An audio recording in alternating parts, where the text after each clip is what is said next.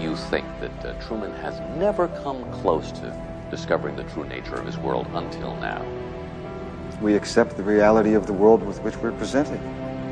By the way, I know you've asked about this a million times, but I'm particularly interested in it. You went on a podcast and you said you believe the Earth was flat, and do you actually you want to reel that in, or you still believe the Earth is flat? You know what You've always tried to come back, take the statement back, but but on that podcast, flat. I was just really like, man, what's going on within our world, and just a whole bunch of truth and conspiracy. I was just like, whoa, this is too much for me. And then I come out and say that, and then, whoo, the reaction it got. Yeah, because people think maybe your brain collapsed or something like that. It didn't. It didn't. No, I'm actually intellectually stable. Well, I did give you, because you seem like a pretty bright guy, so I gave you this, and maybe like you can, at work, you can look at this.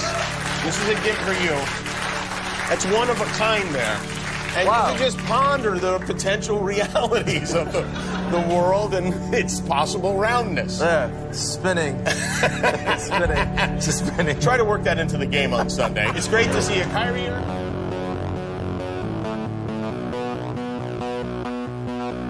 People come out and they've run out of anecdotes, and they just start making stuff up. Like that Neil Armstrong guy. Have you seen him on the talk shows? Neil Armstrong, you mean the first man to walk on the moon? Talk about a fish story. Yeah. Man, and they're buying it. Okay.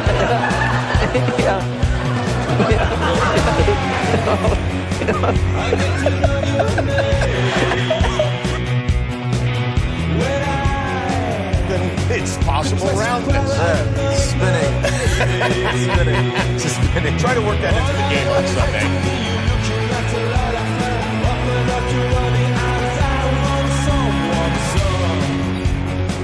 I set my sights on you, and I'll get to wherever I went now, baby.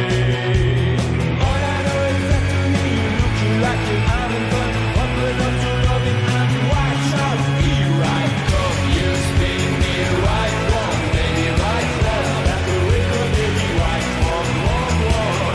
You spin me right, wrong, baby, right, wrong, like a record, baby, right, wrong, wrong, wrong.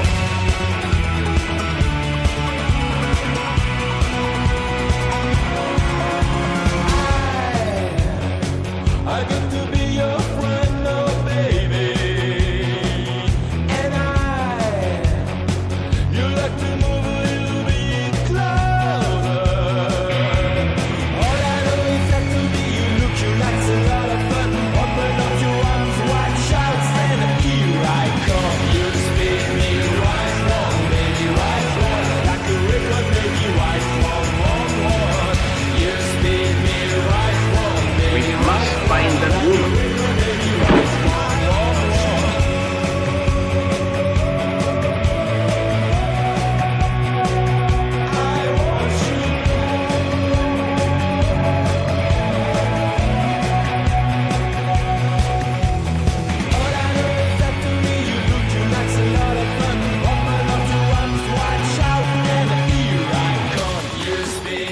Welcome back to the channel. This is BTE TV, and I am Tony Jackson. Today I have a very, very special guest, and we are going to be discussing the subject of the true nature of this flat plane that we live on, among other things. But first, I want to welcome back Vinny B and Grady.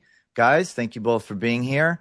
And now I want to introduce someone who is a legend in the truth community. I'm honored to have him on my channel, and this was very unexpected, but I am truly flattered to have Mr. Dave Weiss. Thank you so much for being here, Dave. I am a huge fan and a longtime fan, and I have you to thank for leading me to the truth about the Earth being flat many years ago. You're one of the first people that really stuck out from the rest. So again, Dave, thank you. Welcome to the channel. And with that being said, I'm going to turn it over to Vinny. Yeah, thanks, Tony, and good introduction. Yeah, I mean, for people who know me on Tony's channel, the last show we were on, we brought up a certain guy in the flattered community who calls himself the fittest, who likes to slander people, call me a Mason, and he called Dave a Satanist, and you brought that up, and right away I got defensive for Dave because I love Dave. I know him personally, and I know he's not some Satanist. And I said, why don't we get Dave on the show and you could talk to Dave yourself and see what an awesome guy he is. Dave, to me, has done more than anybody for the Flat Earth community since probably like 2016 or around that time. So, I've done shows with Dave many times. I was excited to bring him for you and Grady and your audience. And, I thought it would be cool for Dave to explain for people who don't know a little bit about himself. Obviously, you, your audience, and all of us, we're flat earthers. So there's no reason for a debate over if the earth's flat. So I thought, we could start off with Dave telling people, how he became a flat earther and some of stuff about himself. So, yeah. Sure, happy to do it. Look, quick question. It's just a question. I take no sides. Yeah. Is someone calling you a Freemason, is that a slander? Well, I guess for him, I don't know. Like, well, he don't says really it care. in a negative way for sure. Yeah. But I mean, I think there are good Freemasons out there that aren't evil. But again, I don't know. I don't know crap about them. I really don't care. Yeah. But, well, I've met Freemasons that are like just regular people who that's what I'm aren't part of some, Satanist cabal. That's probably why they stay low level and don't get up to 33rd degree. Probably. But yeah, Yeah. Yeah. I don't condemn people, and especially as myself, calling myself a Christian, I'm very big on not judging others. God is going to judge people, and Jesus clearly told the disciples and people not to judge others. We're all flawed individuals. We should be focusing on ourselves. We're all supposed to love even our enemies. So, Amen. Amen. So yeah, I don't understand why Tyler or anybody that is Christian would attack other people, whether Mason or whatever. It's crazy. I was actually communicating with him a lot. I considered him a friend. He was moving to Florida, I think, and he was driving down the 95 corridor. He was going to be coming through Connecticut, and I was like, "Hey, come on, stop down with the wife and the dogs, and we'll go out on the boat." I was like, that was the whole plan. He goes, "Oh, I couldn't stop, whatever." And then a couple of days later, I forget the timeline exactly. He messages me and he goes, "I want you to answer this before I go make it public. I'm giving you a chance." Right. And I was talking, he had a video, I had a still frame. I was talking about the Knickerbocker beam, which is a radio beam that I went from here to here. I went like that. There, I just did it. So Kyler clip that. Right. And that was the 666 symbol. I'm like, how else do you represent a beam? Yeah. And that was the basis for him completely flipping on me. Yeah, it's amazing. And I was just like, really? And he literally he made 100 videos about me. I was like, I couldn't care less though. So yeah, I think it makes us look bad. It causes infighting. It's just, with me, Dave, he reached out to me. I was actually doing a Millennial Kingdom show on this guy's channel in the UK because I never even heard of Tyler. I'm not on Facebook. I'm not on Instagram, Twitter, or anything. So I didn't even know who he was. And he reached out to me and was like, "Oh man, that was the best show." And then he introduced me to two other flat earthers who had a podcast called Firmamental. Yeah. And he was like, go on their channel. So he tells them about me and they're like, "Oh man, we heard great stuff. Come on our show." And I went and I did shows with them, and they're great guys, great Christian flat earthers that I'm still friends with. And then one day he starts attacking them, saying that they're Satanists. And then he writes me saying that they're Satanists. And I'm like, these are your friends, and I'm friends with them. They're not Satanists. They're Christian. What are you talking about?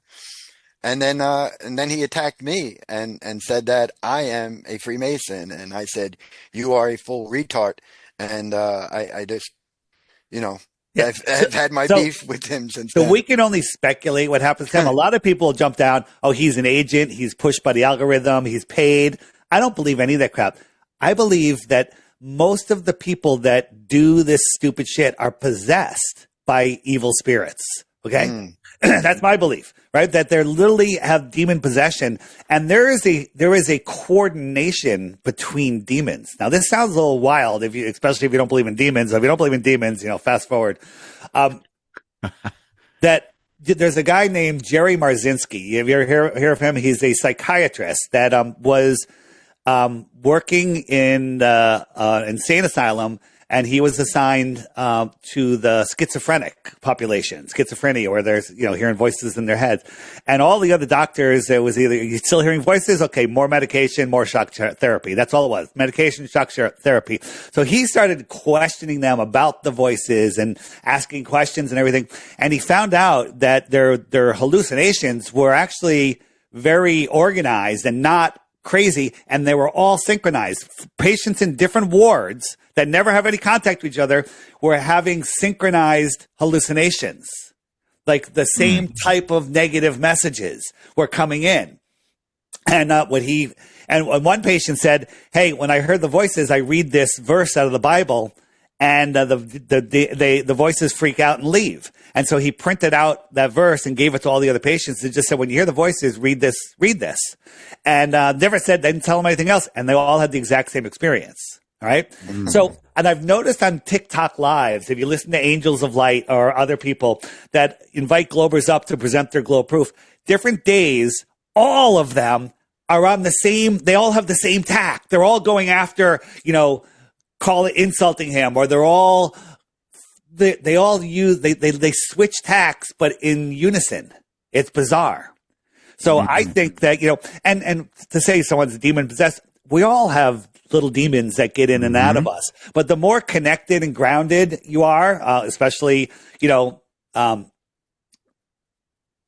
more connected you are to God, I'll just say that, the less demons will be allowed in your life. You have to let them in. Right? Yes. They can't just come in. You have to let them in. And so many people are lost. Most of these people out there that are fighting flat earth, there are some that are paid for sure, but most of them are possessed. Yeah. And that the access, Dave, is through our pride, and God will literally, it says, hand us over to our own delusions and even to demonic spirits. And yeah, you see that in Scripture. Hey, yeah. Let me ask you, going back biblically, the comment one of you made at the beginning is, we'll all be judged. Well, in the teaching of the Bible, it's taught that God is within us. We are part of God. So maybe that judgment is us judging ourselves. When we're done here on earth, that we judge ourselves as viewed from God, if you will, or part of God. How does that resonate? I understand what you're saying, but the only thing I think about is there's other parts where it's talking about like a white throne judgment, people being resurrected and standing before God for judgment. So, yeah, I don't know. I mean, it's interesting. I just kind of view it as we're all a piece of God having this experience. So when we go back, we're being judged by the complete consciousness. Yeah, and it's awesome to judge. It says judge yourself. That we should be judging ourselves instead of other people. Yes. In the New Covenant, Jesus talks about being born again, where you're born of the Holy Spirit, where He gives you a new mind, the mind of Christ, a new heart, a new will, where you become a new creature, a new creation, born of God, where you no longer live, but Jesus lives in you through the Holy Spirit. And that, the Spirit comes and convicts of sin, righteousness, and judgment to come. And we see that we fall short. We fall short of God's glory. And sin through the law becomes exceedingly sinful within us. And so we find ourselves in desperate need of a Savior, where we see ourselves, okay, for what we are. In and of myself, I can do nothing good. Jesus said, I'm the vine, you're the branch. Apart from Him, we can do nothing. And what happens in our age is this is the age of pride, where we stubbornly resist the Spirit of God at work. And even like we see it. And I use your videos all the time. When I'm talking to people, the biblical cosmology is a great, it's a great lifeline for people to wake up. And you see that cognitive dissonance, the pride kick in. They stubbornly resist. They don't want to hear it. They don't want to know. And they have, whatever it is. And it's like, in that sense, when we are resisting Him, it's like truth. The truth will set you free. And it's set, like when you get light on these different things, fake history, all the nonsense that we see in our age, it's like, whoa, the truth makes you free. And that includes biblical cosmology, flat earth. And so, yeah, man. I have found my mission, whether I don't care what people believe. I feel that this is my calling by God. You can say it's just a delusion in my head. I really don't care. My calling is to help people from where I was. I was a non-God believer. And when I found out the earth was flat, it's not the shape, that it's intelligently designed. So yes. there's no more there's no more ability to deny creation when you're there. So once I was there, I realized that there is a creator. So it forced me. And so again, I don't have faith in there's a God. I know there's a God. So I take it to where I bring people where they know there's a God, and that's where I draw the line. Now, you have to figure out your own relationship with God. Now, people like you guys set good examples. Hey, this is my relationship. This is how I do it. But there's people that come after me like, you said this or you said that and you're going to hell and the Bible said, they flip out on me, and I'm like, those people are what kept me away from God my entire life. That's what I say to people. Yeah. That's because they're operating out of a different spirit. They're coming at you. Right. Is that how Jesus came at people? Yeah. Romans 1:20 basically says,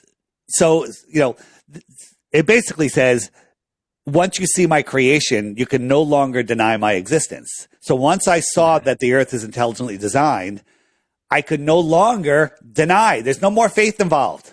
It's gone, right? And that's why I believe they hide the flat earth, because if the whole world knew without any doubt that there was a creator, they'd start obeying the creator's laws and not the bull crap globe laws. Right? You play on their ball field. You have to play by their ball field rules, not God's rules.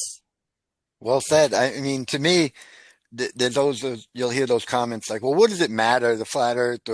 And it's like, it does for like what you just said.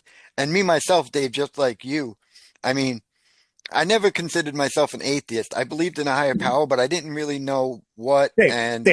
But then when flat earth happened, like you said, it's like you right away know, like, this is a creation that you can't avoid. And then I started thinking too, like, one of the talking points that they teach us in school and through TV is ancestors thought the earth was flat. You'd fall off it. We're smart now. We know we're on a ball. The Bible was like this primitive flat earth book. And one of the first things you do, I even heard the famous UFC fighter, Rampage Jackson, recently say the same thing. He was like, he started talking about flat earth, and he said, the Bible talks about the earth being flat. And it was the same thing for me. It's like, wait a sec. So is the Bible actually telling the truth? Because everything's set to make it not believable. Like it's Greek mythology or it's fake. And, the Bible talks truth, but science, pseudoscience, the stuff that they teach us in school is literally anti-flat earth, anti-Bible. And I'll give you one of the stories which I've told before, but maybe you guys know it or not. I was born into a non-practicing Jewish family, David Weiss. Okay. I guess I'm Jewish. I couldn't even tell you my ancestry because I really couldn't care less. We went to temple when I was younger, just on holy holidays, and basically I just like, when's the food coming out? Right. And so I didn't really care about any of that. And, the point I was making, so junior high school, there was a young Christians organization called Young Life, and they were taking kids to Bermuda, and I wanted to go to Bermuda. It's going to be really fun. My mom's like, you can go, whatever. I'm like, cool. So I went on this Young Life trip to Bermuda, and we get there, and the counselor is like, hey, we're going to take a little hike, and takes us up to a cliff, beautiful cliff overlooking the ocean, sits us down, and he says, we're going to do a little Bible study. And I'm like, that's totally strange to me, right? I've never even considered looking at a Bible. How old was I in seventh grade? 13, whatever. And the first passage he read was where the stars fell to the earth. You guys know what passage that is? Not that it matters. There's a whole bunch, right? Where the stars fell to the earth. And I was like, a star falling to the earth. A star is the size of a house, and the earth is the size of a flea, right? I go, the stars can't fall to the earth. And I discarded the Bible for 45 years. Okay. Wow. And literally that verse alone, based on my pre-programming before I ever heard that verse, made me discard that and all religions as complete and total nonsense. Right. So you weren't taught about the globe before anything else. We're taught about the globe before we're 5 years old. We go in the cartoons that we watch, Sesame Street, everything. But you go to school, kindergarten, first grade, they're teaching you about the globe, the planets, the moon, right? So that becomes the foundation of your world belief. So then later, 30, 40, 50 years old, someone says the earth is flat. You think back to your programming and you go back to when you learned that 5 years old, and now you behave like a 5-year-old defending it. Okay? That's a fact.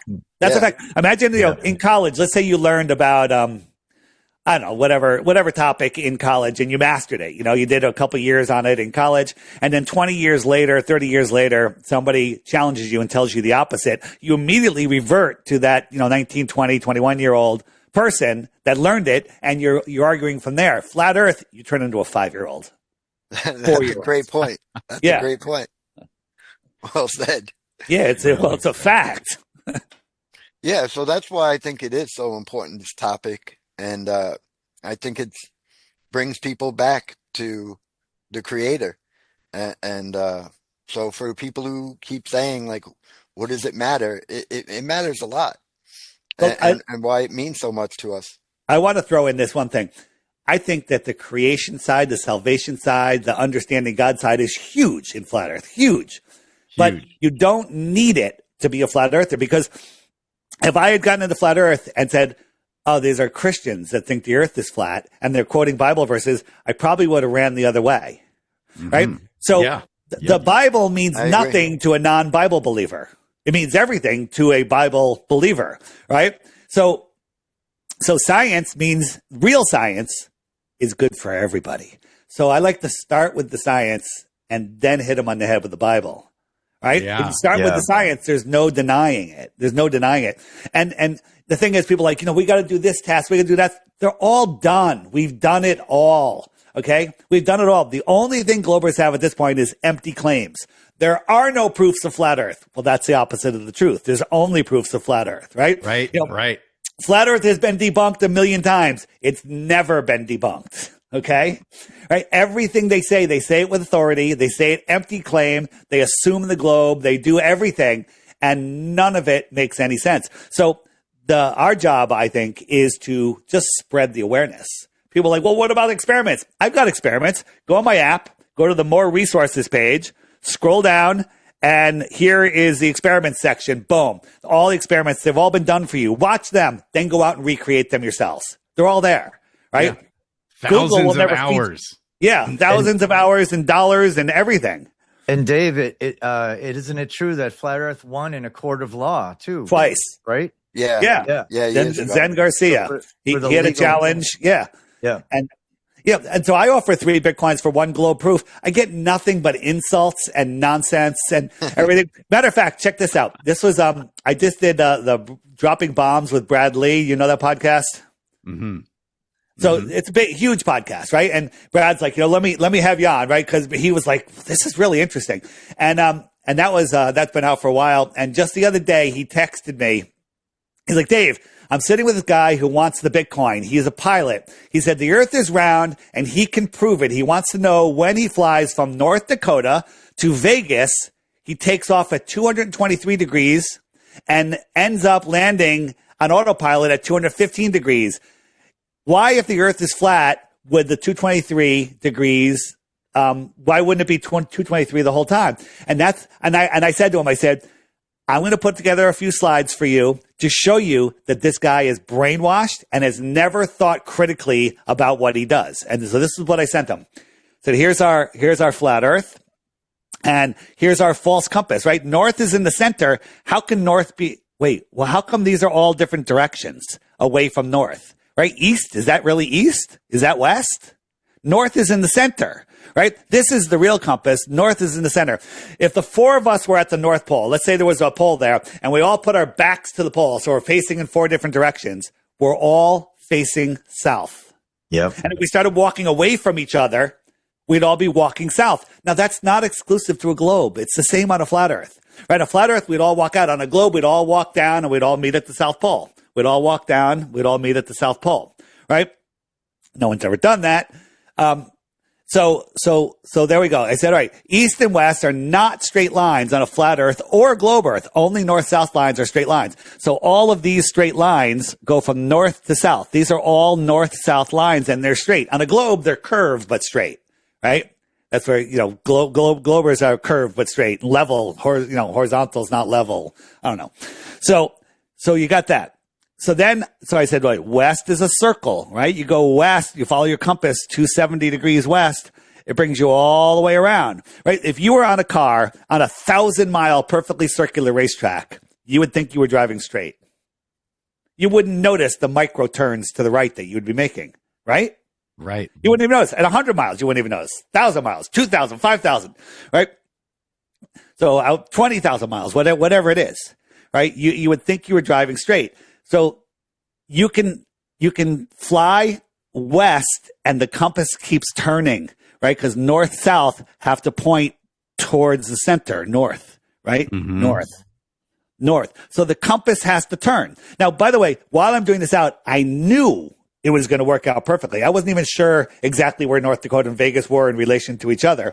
So on a globe, a plane has to turn to the right, turn to the right, turn to the right, turn to the right to maintain a heading of 270. It's the same on a flat Earth in the north. But in the south, on a globe, the plane would have to turn left. It would have to turn left and to go around the South Pole. Only on the equator could it theoretically fly straight, right? You guys follow that? Yes. So it has to turn left. Now, on a flat Earth, it wouldn't have to turn left. It would have to turn right. However, there's Navy ship captains, many that have reported when they're dead reckoning in the Southern Oceans west, they have to turn to the right. And the one captain said, or a helmsman said, he thought there was just a rudder issue, but then on the way back, he still had to correct to the north, which is left. He thought he'd have to correct because it would be going to the right. And he had mentioned it to the admiral, and the admiral said, don't worry about it. All right? Don't worry about it. And it's because it's just because he's going, no matter where you are, you have to turn to the right to maintain that heading. So here we have North Dakota and Vegas. So here's a compass. 215 degrees is right there, the blue.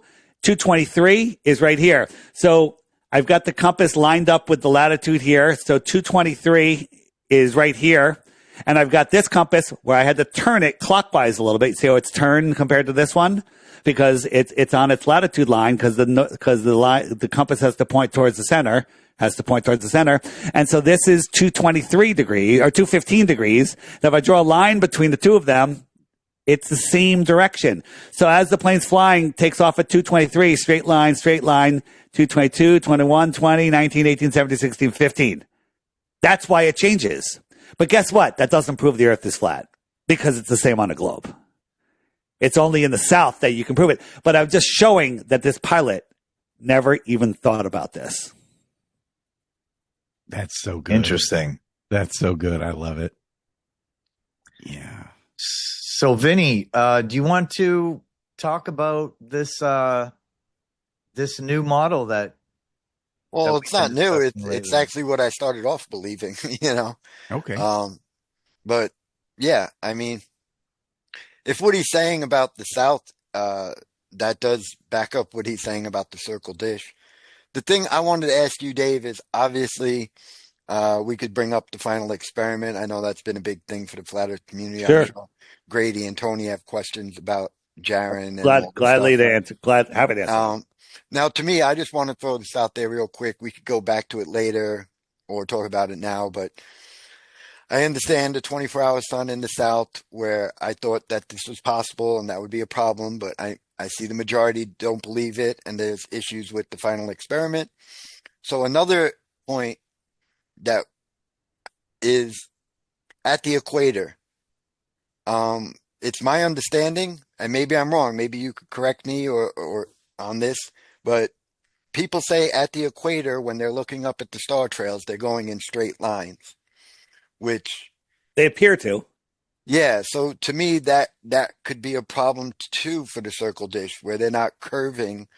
They are curving, but we see in our personal atmospheric dome, we're not seeing the stars where they are. We're seeing them in our atmospheric dome of vision. And again, before we go here, looking up at the sky is no way to prove the shape of the Earth. Agreed. Yeah, because if you want to say that the circling sun in Antarctica, if there was one, proves the shape of the Earth. Now you have to prove that helium and hydrogen can exist in a space vacuum. They can have gravity. They can hold on to Pluto. They can ignore our moon. They can burn 100 billion tons a second or whatever and never get any smaller, right? You have to believe in stuff that people at Narnia laugh at. And then say, well, that proves that the Earth. Here's what I think of the sky. I even said that to Jaron on his last show, to him and his audience. I said, even if there is a 24-hour sun, that does not prove the shape of the Earth, right? Or that it's not flat. Yeah, so I agree. I'm not even sure a 24-hour sun would work on a globe. But again, I think that the sky is metaphysical, and I think the farther out south we get, the more metaphysical this world becomes. I mean, this world is not a physical place. We feel it to be. Yeah. So we're on this spiritual plane of inertia. That I think we're inside a toroid like this, and we're on this plane of inertia. This is where physicality is, and then there's different heavens above. You got the gates of Enoch. There's all sorts of stuff, right? Yeah. The Founded Earth Brothers did a video on the lunar wave, right? You guys know about the lunar wave, right? And they related it to all of the gates. It's actually very, very interesting. But again, I love speculating about the sky, but if you want to talk about flat Earth, we can talk about flat Earth down here on Earth, right? The sky is a whole nother thing. Yeah. So, Dave, so we've been talking about this, like the model that the military uses, which is a rectangle with portals on both sides. So on the east is a portal, on the west is a portal, and all the stuff in the sky is just like on a conveyor belt going above us, goes out the left and comes out on the right. Well, no, real quick, the military doesn't use that. That's sort of the model that I've been promoting, a Book of Enoch model. Yeah. The military uses a UTM map, which is a square map. With a grid. With a right? grid. Yeah. That I agree with. And then, Vinny, you were going to talk about the equator line, right? Being. Yeah, I just brought that up to Dave. Okay. Yeah. So there's a few things, Dave, that we just have questions and we want to run it by you because you're, obviously the expert on this, and you may be able to fill in some of these blanks. I'm happy to give you my opinion, and I'll tell you what I know. But you can say I have a lot of information, but I wouldn't say I know everything. I absolutely positively know that I don't know everything. Right. Globers think they know everything. That's true. Mm-hmm. Yeah. And the stars, don't change whether it's flat or sphere. It's more, that's when we're getting into like different model ideas. But I think this is a great time for you guys maybe to talk about the final experiment. I know a lot of you have a lot of questions about that. And I'll let Dave say what he has to say about the final experiment. Go ahead. Yeah. So Dave, I mean, just what's your opinion on what happened down? Were they even there? Honestly, do you think they were even there? I think they were somewhere in Antarctica to make it look like Union Glacier. I don't think they were at Union Glacier.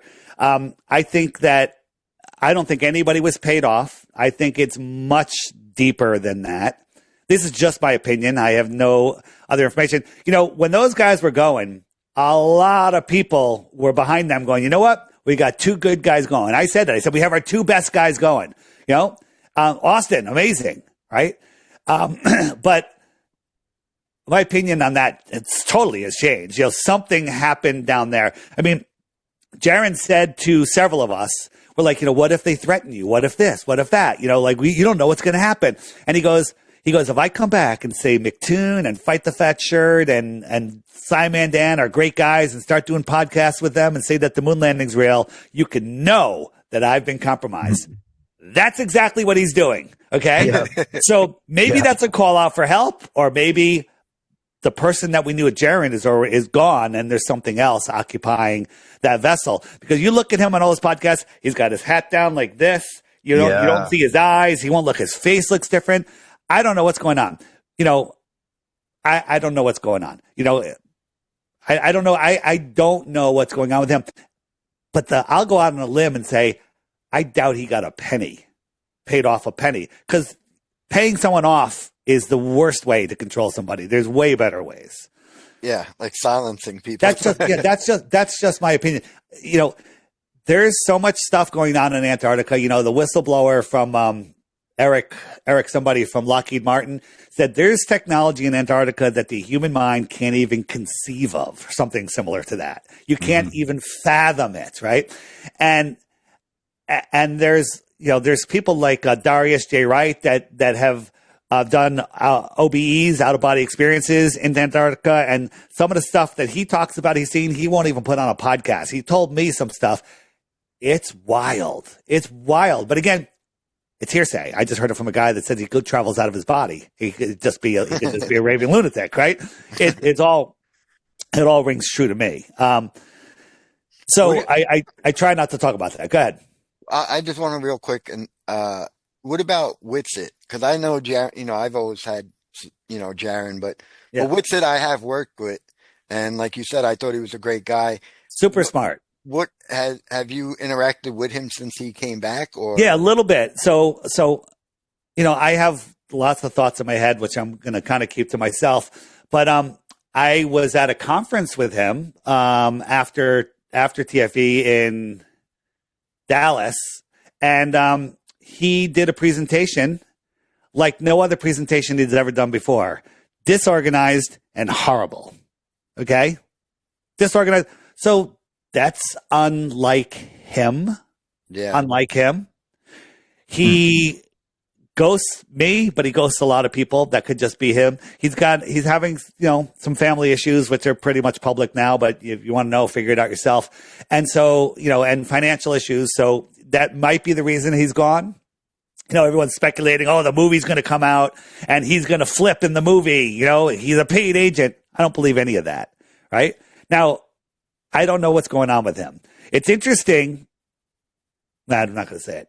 The both of them came back and something happened to both of them in their family life at the same time. Weird. Yep. Weird stuff.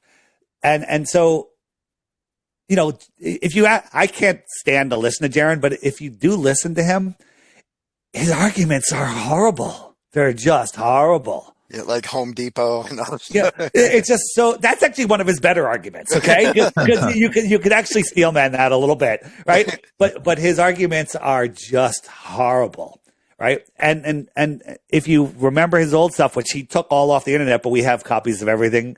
I've been uploading a few of his really good videos, and I kind of just take out his name and stuff. But I think something happened to them that we should all be praying for them. Yes. For both of them. Yeah. Yeah, it's sad. It's almost sad. At first, it was kind of like, you kind of like laughed. It was kind of like, what? How could he now be backing up anything that NASA says? But now that you take a step back, it's kind of worrisome, right? Yeah, super worrisome. And I think, he's doing exactly what he said he would do, like a code word of, that something happened to him.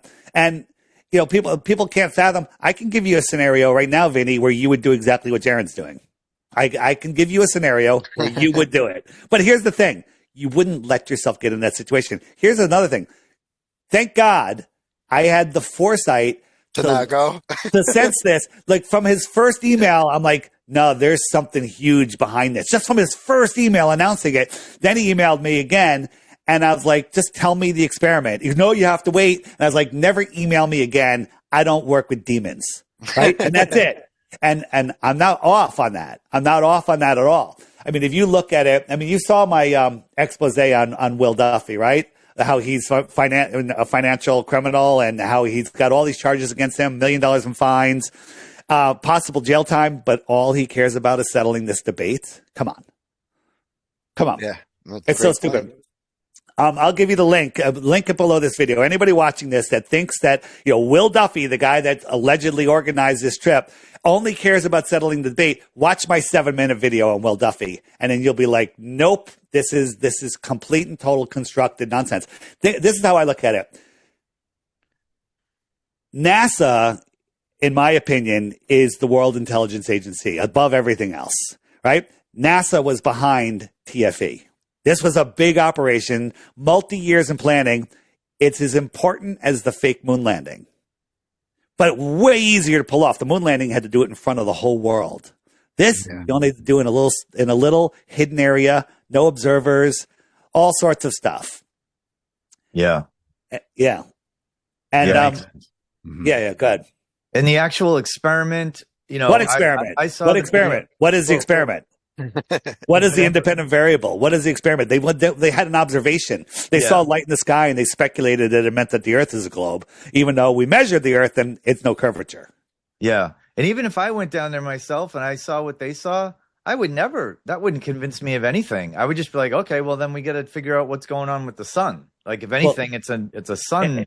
And matter, here's the thing. Years ago, I said, if we saw a circling sun in Antarctica, that would prove the Earth is a globe. I said that. I was wrong. But I don't believe they saw a circling sun. All right. I didn't understand what the sky was. I didn't understand a lot of what I understand now. I understand a ton more. I also know that I don't understand a lot about the sky, what this place is. Yeah. So, I used to also say the Earth was a globe too. Why don't you hang that over my head, Globers? Okay. So we have some interesting things that connect to the Book of Enoch. Vinny, do you want me to just play this a little bit just so Dave knows kind of what we're talking about? And then I'll have Grady Grady did a ton of research in the Book of Enoch that kind of like follows this. Is that cool with you guys? Have you read the Book of Enoch? I've watched a lot of videos on it. I've skimmed through it, but I haven't read the whole thing. Yeah. That's okay. Yeah. Guys, I'm sharing my screen. Let me know if you can see this. I see it. Yeah. Okay. All right. Let me just play this a little bit, because obviously that's what they want us to believe, and this is what we are now talking about. Conveyor belt with 2 portals on each end. Vinny, do you want to kind of explain this to Dave? Like, you want to talk through this? Yeah, I mean, Dave's heard me, talk about this. We've talked about this for the past couple of years, where this is sort of the model that I've been going with or looking into.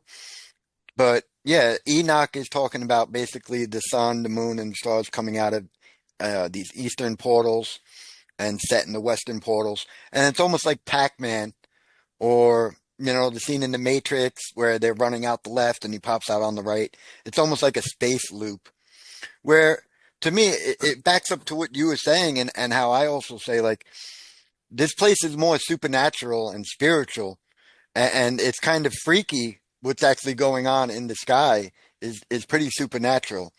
And I kind of feel like the Book of Enoch might be pretty accurate in explaining what's going on with these portals.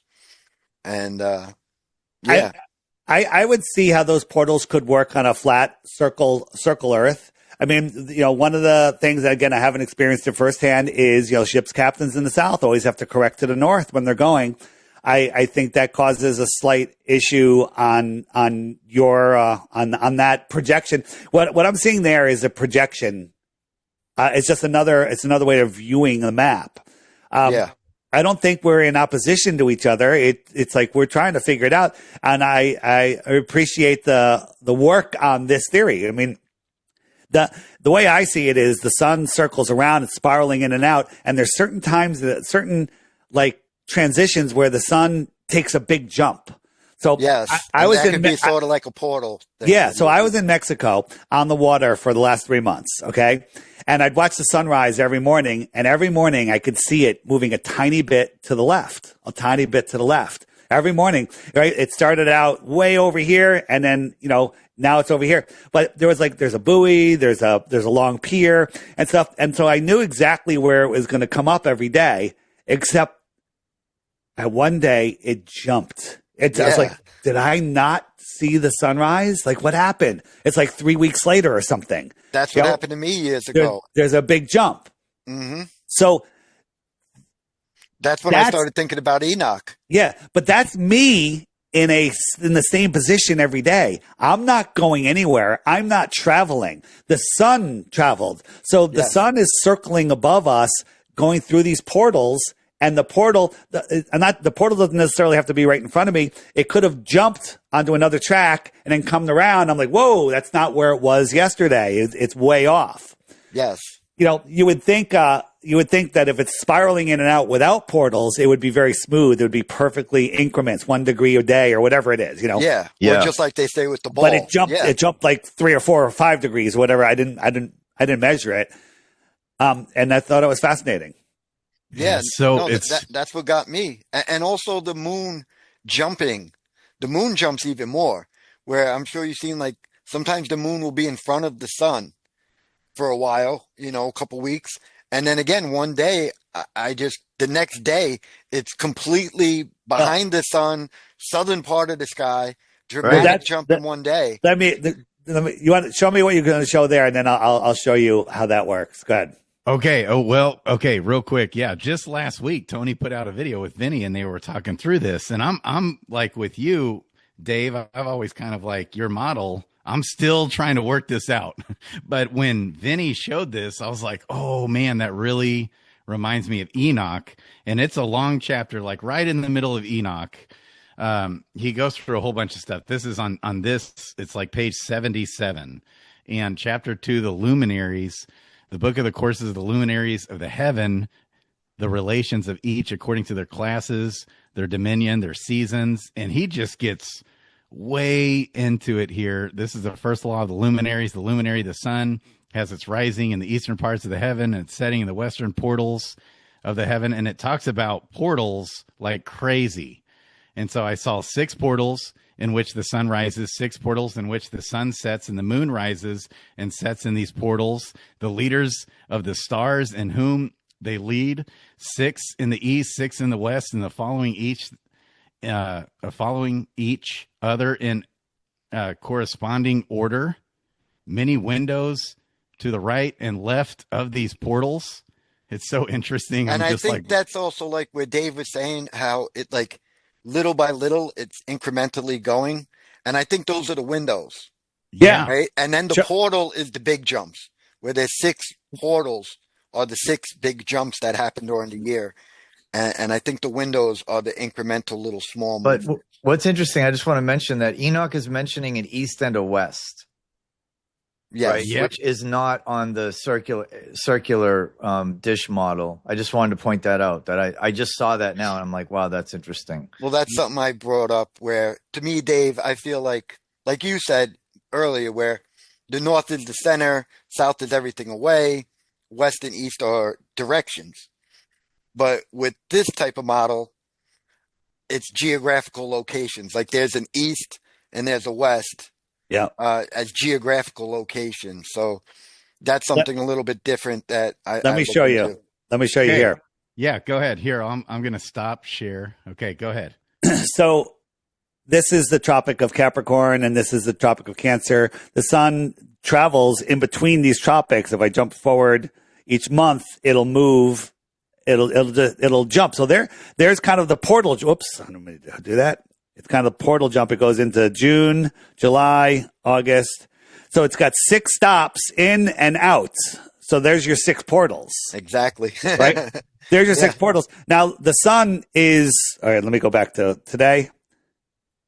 We about today, Sunday, November 15th. All right. So the moon is right here, right? So the sun is going faster than the moon. So it laps the moon every 28 days. Yep. So the moon is behind the sun right now and getting farther and farther away. And then eventually the moon will be in front of the sun just because the sun is catching up to it. So the sun's going to lap it 28 times around, and then the sun will disappear, and then it'll be behind it. So I think that's what you're seeing, Vinny. I mean, in this model at least. Mm-hmm.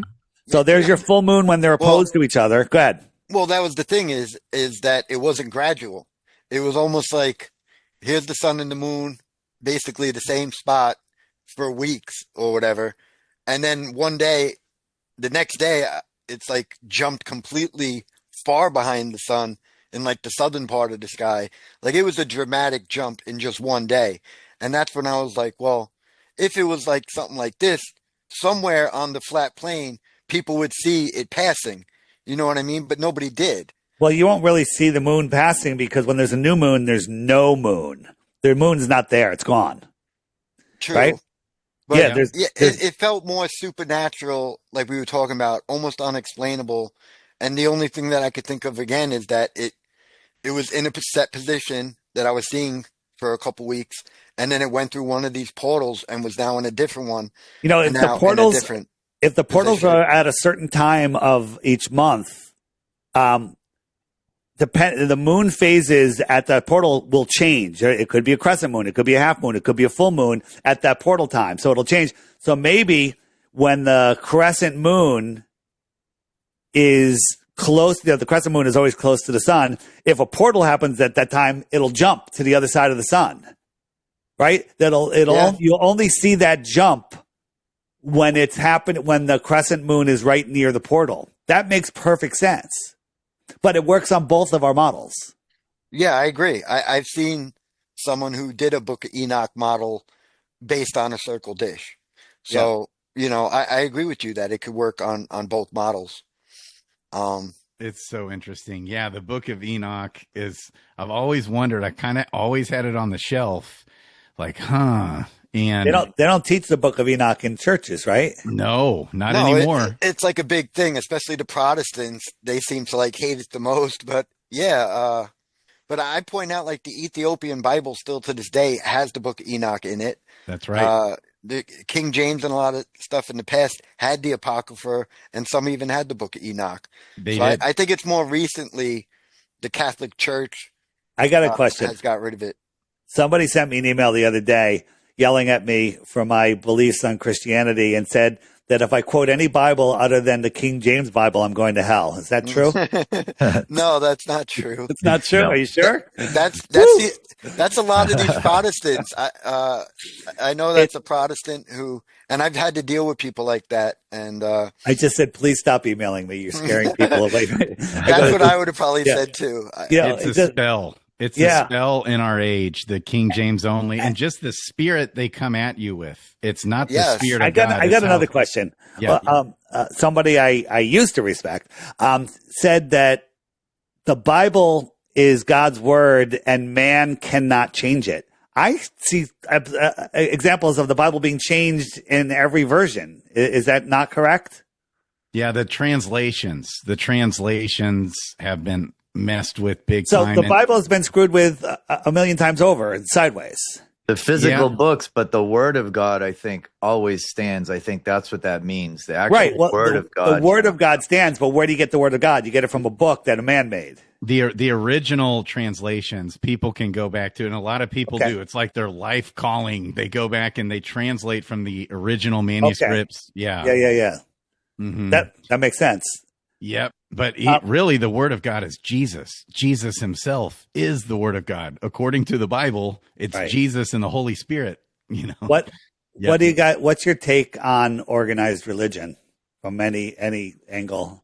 Now, see, I'm someone who's like, it's almost like flat Earth, Dave, right? Like there's a lot of flat earthers, but might have different opinions, right? The same thing with Christianity. That's why there's so many different denominations, right? I'm asking your opinion. And yeah, I mean. Okay, sorry. So what was the original question? The question is, what is your take on organized religion? So here's my issue. Again, I'm not a fan of organized religion. I think either. I'm a fan of studying the Word of God myself and having my experiences and trusting my intuition, which comes from God. So I want to answer that. Yeah, go ahead. So my opinion is that we are to have a personal relationship with Jesus. that religion, it's not a bad thing, but it was meant to be a good thing, and it could be a good thing. But religion isn't Christianity to me. It's no, and it's doing more harm than good. Yeah, especially the Catholic Church. It's like having a personal trainer. It's like a personal trainer. You go to the gym, you can go work out. You know, you have a personal trainer, you're going to do what they say. And if you got it right, you know, you're lucky. If they don't have it right, you might get injured. Yeah. It's a personal relationship with Jesus. It's not about you go to church every Sunday and put a donation, so now you're a good Christian. That's definitely not how I see it. It's a personal relationship. Amen. Yeah, and Jesus wants to have fellowship with us where we can actually hear his voice. And the promises in the new covenant is the power of God is at work.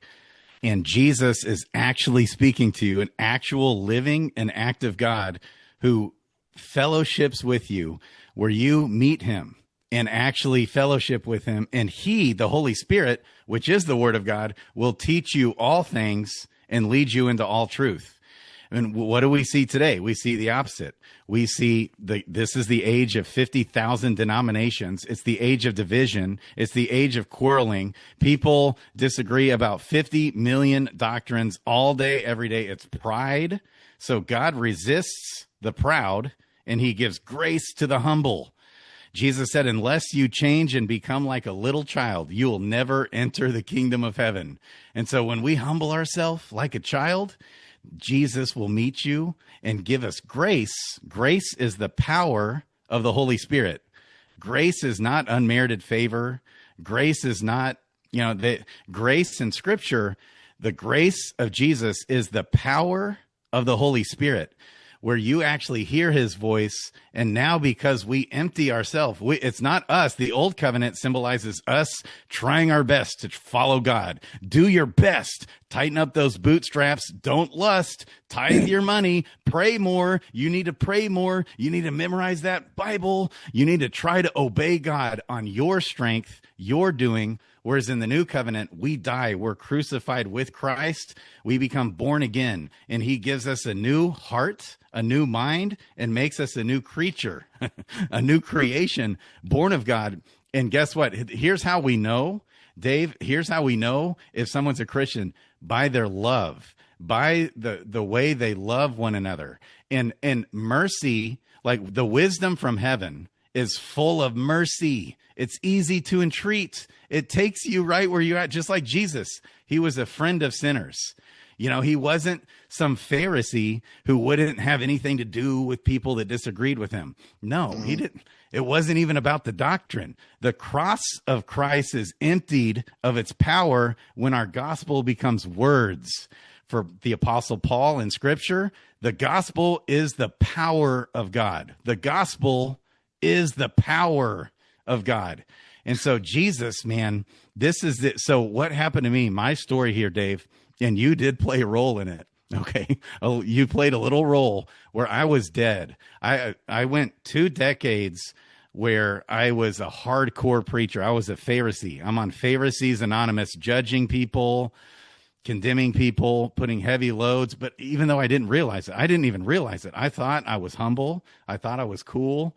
But God, showed me, and I memorized the entire New Testament in multiple translations, including the King James. Okay. And then God showed me, your father's the devil and you do his work. It's a ministry of condemnation. And this is back in 2013. And I eventually went hardcore Christian, where I fasted for 40 days twice, sold everything I owned and gave it all away, and went street preaching every day for years, baptized hundreds of people. I went from that to being full stop atheist. And long story short, my spirit and my soul died, and I was a dead man. And God met me with it, because in my mind, I debunked the Bible. I debunked the New Testament. Jesus is a liar. His promises are not true. The power of God is lacking in this age. It's a bunch of people waxing eloquent with tons of sermons, tons of doctrine, thinking they know, okay, with the age of 50,000 denominations. Okay, number 1, power of God lacking. Number 2, the state of the church. Number 3, all the end times eschatology prophecies that Jesus gave. Okay. It was like, doesn't make sense. Jesus hasn't come back for 2,000 years, and I couldn't make sense of it. Okay. And so I was like, Jesus, I debunked it. Okay. And then, but God met me. God in his mercy met me. He met me and raised me from the dead and gave me revelation of, and it happened with the knowledge of Revelation 20, the little season. Like, whoa, Jesus already came back. Whoa. My lunch break. Okay. Like all his stuff where he's showing, it's like the millennial kingdom staring us right in the face. And part of the lie, like, yeah, there it is, baby. I know. I love it. I love you guys. I watch even your 13-hour videos, man. I watch them, and I'm going to be doing, I've watched 3 of them twice, and I've marked, I'm going to be doing videos on them, on highlighting a lot of anyways. So God met me in his mercy, and now it went from nothing in this world makes sense. Nothing makes sense. I can't make sense of anything. Politics, the news, the earth, history, nothing makes sense, to now everything makes sense. Satan was loosed, and he goes out. First thing he does, he deceives all the nations. We're in an age of deception and an age of pride in this age. And that's why Jesus told the Pharisees in his age, the teachers of the law, he said, this is a synagogue of Satan. Your father's the devil and you do his work, because it's a ministry of condemnation and it's proud. It's arrogant. Whereas when the wisdom from heaven comes, when the Spirit comes and convicts us of sin, it's a joy and it has hope for you. And it's full of love and it's full of mercy. It's easy to entreat. It's gentle. It's loving, it's cool. Like Jesus was a friend of sinners, not a friend of the Pharisees. It was the Pharisees that killed him. Yeah.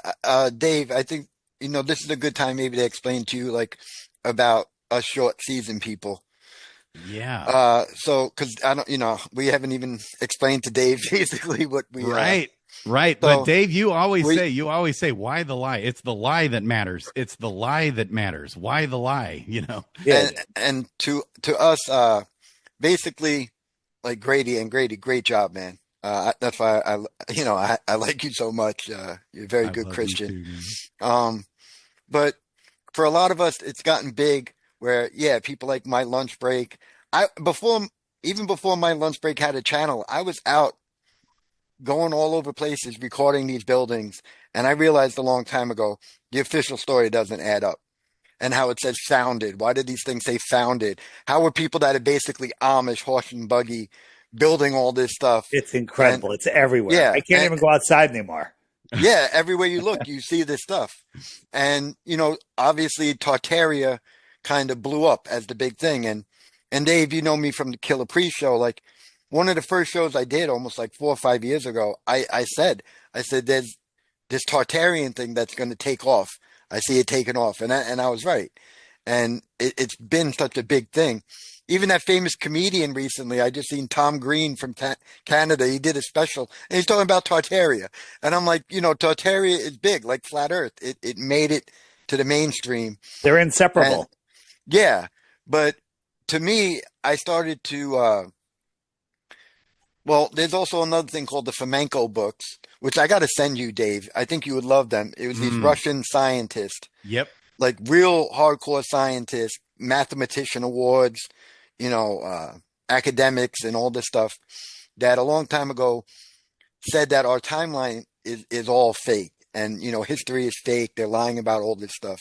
Yep. And in those books, they actually had stuff on Tartaria too. And actually last year I became friends with actually the publisher for Anatoly Flamenco, this guy Yuri, who studied under him for 30 years and then published the books in English. And I've done 2 interviews with him. And I wanted to talk about Tartaria with them because Tartaria is basically Russia, or is from that area. And they actually have books on it. So I first started looking into Tartaria, and it's not so much of what the Tartarian people are saying, where it was like this super advanced one world group that built all these structures. I right away found out that that's not technically true. And that's when I started being open-minded to, well, what are these buildings? And then there was even a time where I was like, are these all Rome? Maybe this is all Rome. Rome ruled the world. They really ruled the world. But then looking deeper and deeper, I started finding out that everything is basically Christian, and there's Christian symbology everywhere. And I fell into this topic called the Millennial Kingdom. And then I found some other people that were getting into it. That's actually where Tyler found me, was on Paul's show doing this. And Tony and Grady, we're all into this thing, Dave, where it's like, we believe that Jesus, when he was talking to those people at the time, to the disciples, to those people, and he's making comments like, I'm about to be here. We're like it's all about to happen. And he was preaching to those people.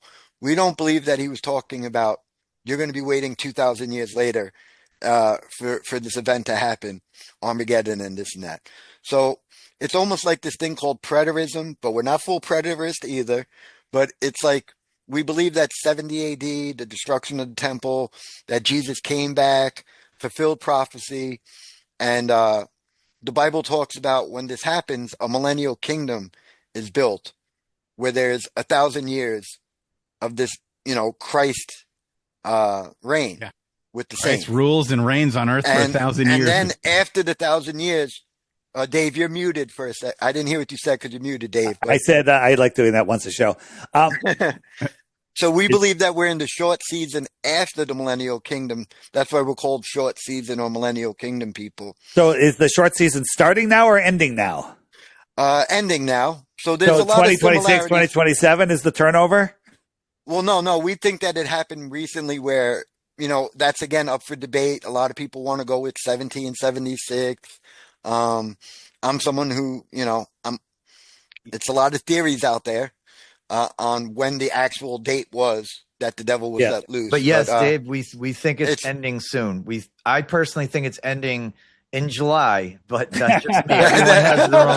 Everyone has their own opinion. When people ask me when I think it's ending or something, I say Thursday. Yeah, I don't get into that, and even I think the Bible, like, nobody really knows. But we do feel like it actually makes more sense that we're in this short season. And to me, the thing of finding that Christianity did spread everywhere, and every kingdom was Christian. I found the evidence, even the Chinese, all these things were actually Christian up until recently. And it seems like the Jesuits in the 1800s did a number on so many things. I've even found out that the Buddhists, they were actually Christian. It was a Christian sect up until like the 1800s. Islam was a Christian sect talking about Jesus and other stuff up until the Jesuits basically conquered them recently. And all these buildings that we see, one of the things I bring up is the acanthus plant is on the crown of these buildings, which is what they put on Jesus's head. A lot of these churches, like a lot of these amazing buildings are like churches and cathedrals.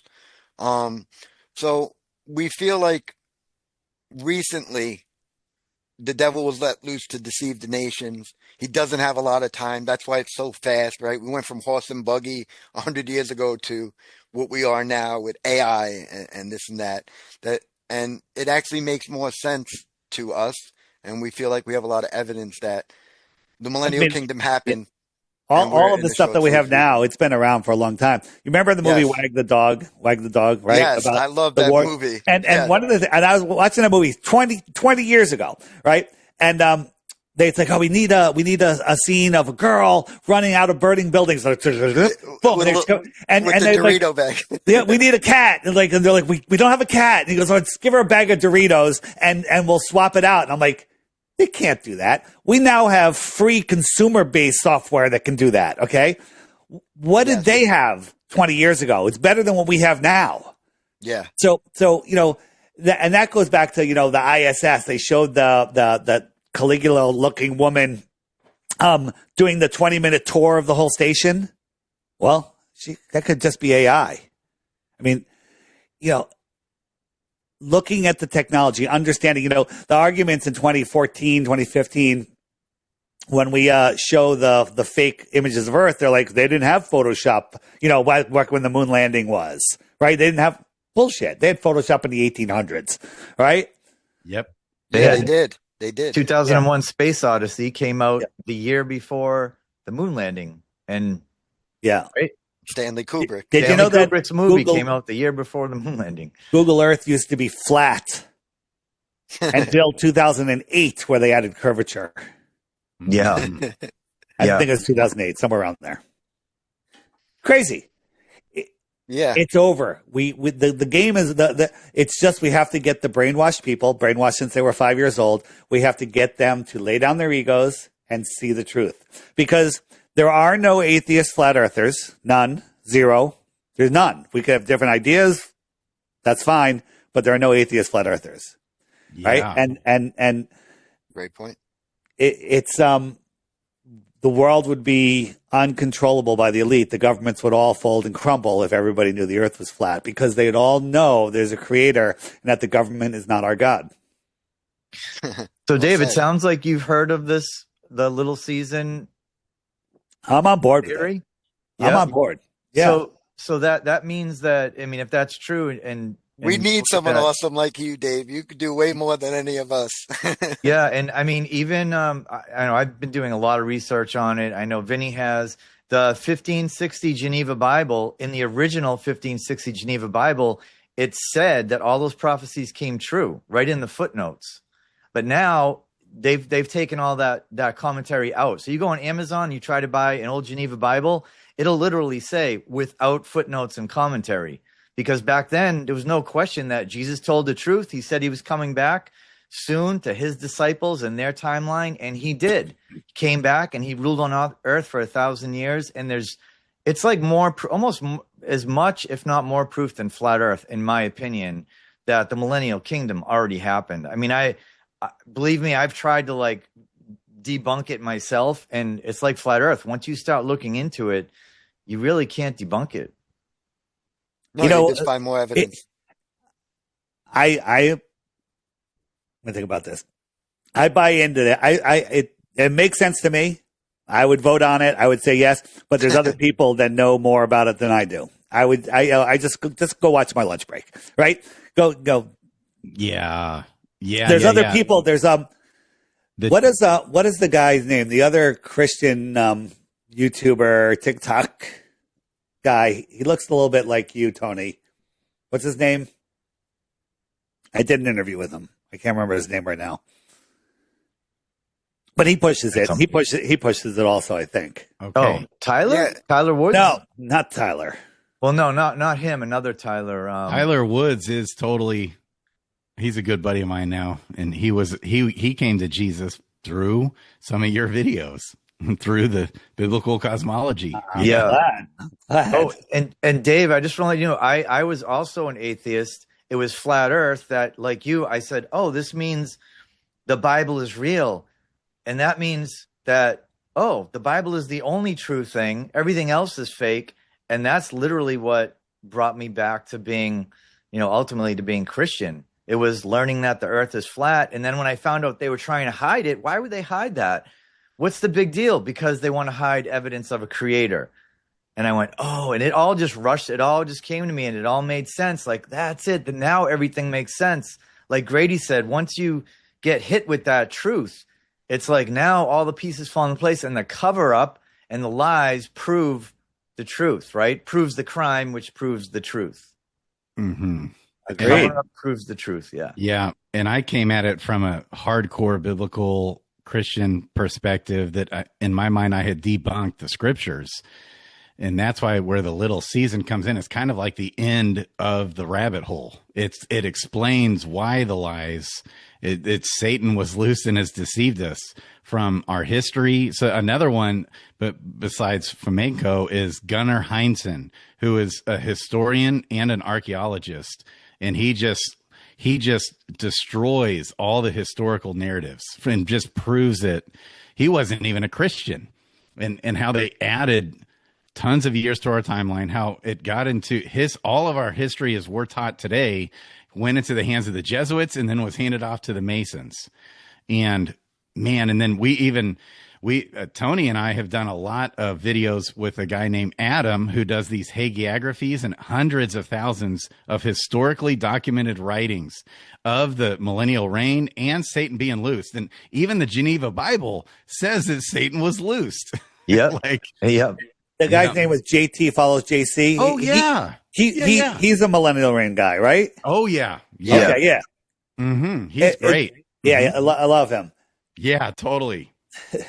He was who I initially saw. He and Paul Stobbs with Understanding Conspiracy. They were into that. But I've done there's even a greater deception at play here, that the gospel, which is the power of God, that is like veiled even in the churches. The gospel being the power of God, where you can actually get to know Jesus and fellowship with him and be led of him. I feel the churches, though, say you can get to know Jesus as long as I'm the middleman.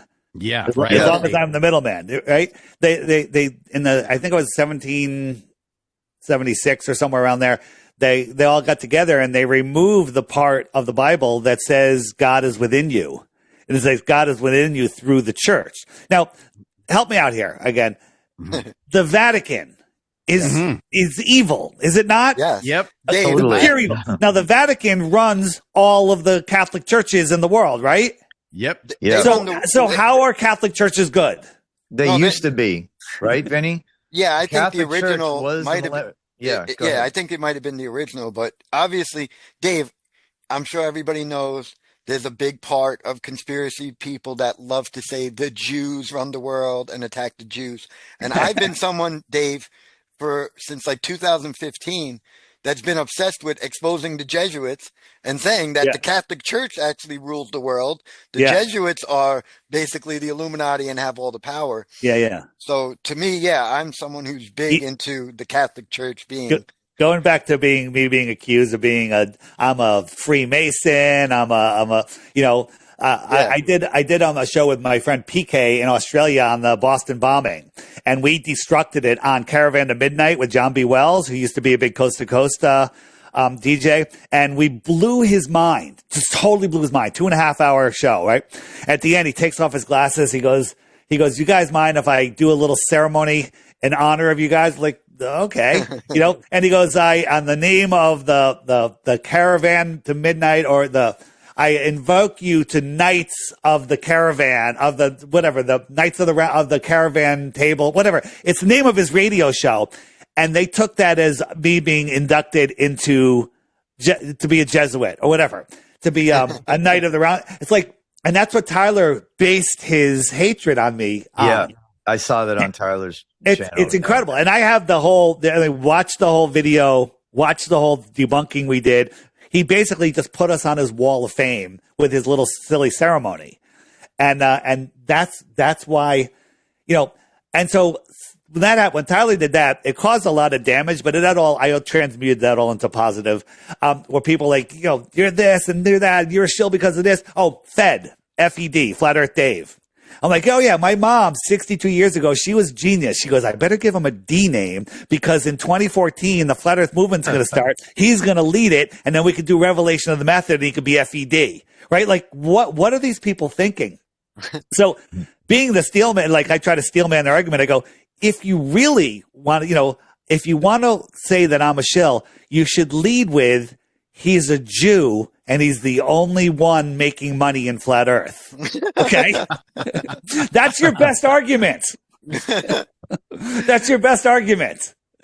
Right? It's funny, Dave. Yeah, it is funny. It's funny, but it has nothing to do with anything. There are people like, oh, I have bosses. Nobody has ever told me what to do. Vinny, you've told me what to do more than anybody else. Okay? But basically, you're just sharing ideas with me. And that's what I mean by telling me what to do. And I'm always open to ideas. When I'm wrong, I'm wrong. And when someone else has a better idea, I'm like, great, I'll use that. So there's nobody that has ever come to me and said, you're going to do this, you're going to do that. I do it myself in my private life. I always say I'm the cruise ship director. You know why? Because no one else is going to do it the way I want it done. All right? No one else is going to do it. So I just do it myself. And so I'm doing this all myself. Nobody other than God above is helping me. Nobody. I mean, don't get me wrong. You're helping me, Vinny. We're having this show. We're spreading the word. It's awesome. You're the best. Yeah. Right? Thank you. But yeah, I know, we know what you mean, Dave. Yeah.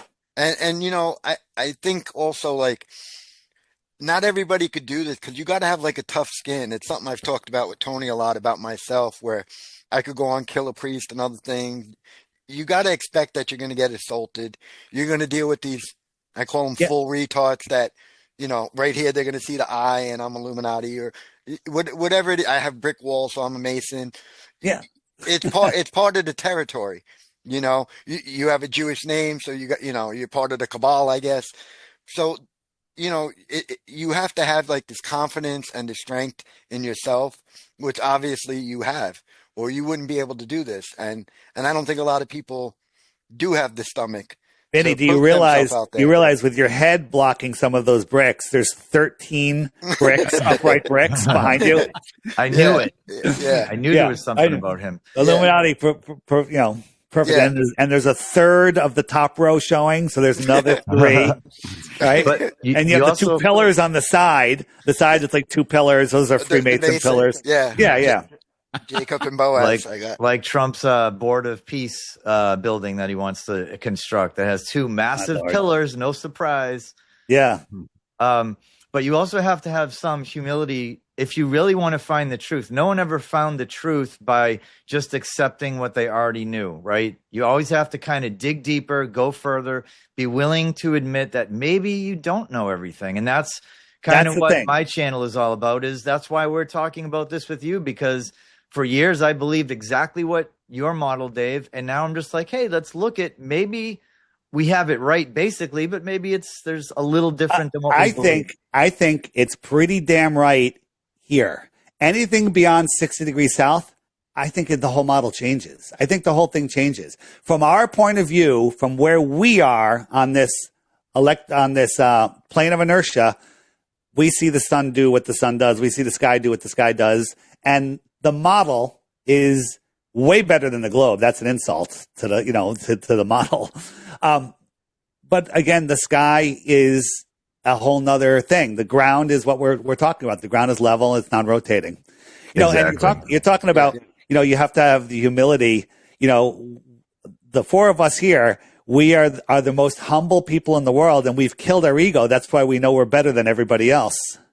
That's my joke. That's my joke. Hey, my joke. I love it. I know. I love it. It's hilarious. You have a calling, Dave. It's like clear. It's like a conviction driven. I walked away. I need to ask me to tell about for the people that don't know. I grew up in Fairfield County, right? The good side of the East Coast here. And I went to college and I went into corporate America, and I worked my way up in the companies I worked for. And then I started my own company, and we took off, and I was making more money than I ever thought I'd make, and all is well. And then my truth journey was interfering with my work. It was literally interfering with, like, when I was going after the Beachy School in Connecticut people, some of the lawyers that were involved with that incident, were the same lawyers that were working with some of our clients. Right? So it was becoming an issue. One of my partners was freaking out, rightly so. And I said, you know what? Everything I've worked my life for, we're told, go to school, get a career, work your way up. That's the American dream. That's what we're told the American dream is. And I kind of was getting it all. And then I was like, I want to get the hell out of here. Right. And I was like, I was considering leaving the company that I built.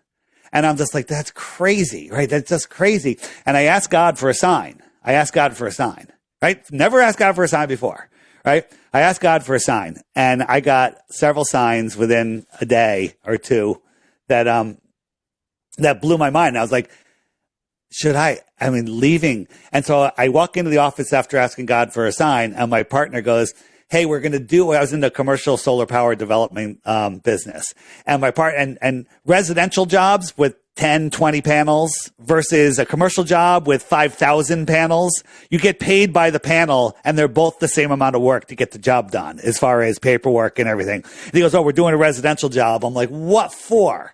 And I go, who for? And he goes, the Clintons. Whoa. The Clintons. Whoa. And I'm like, I go like this. I go, I need another sign.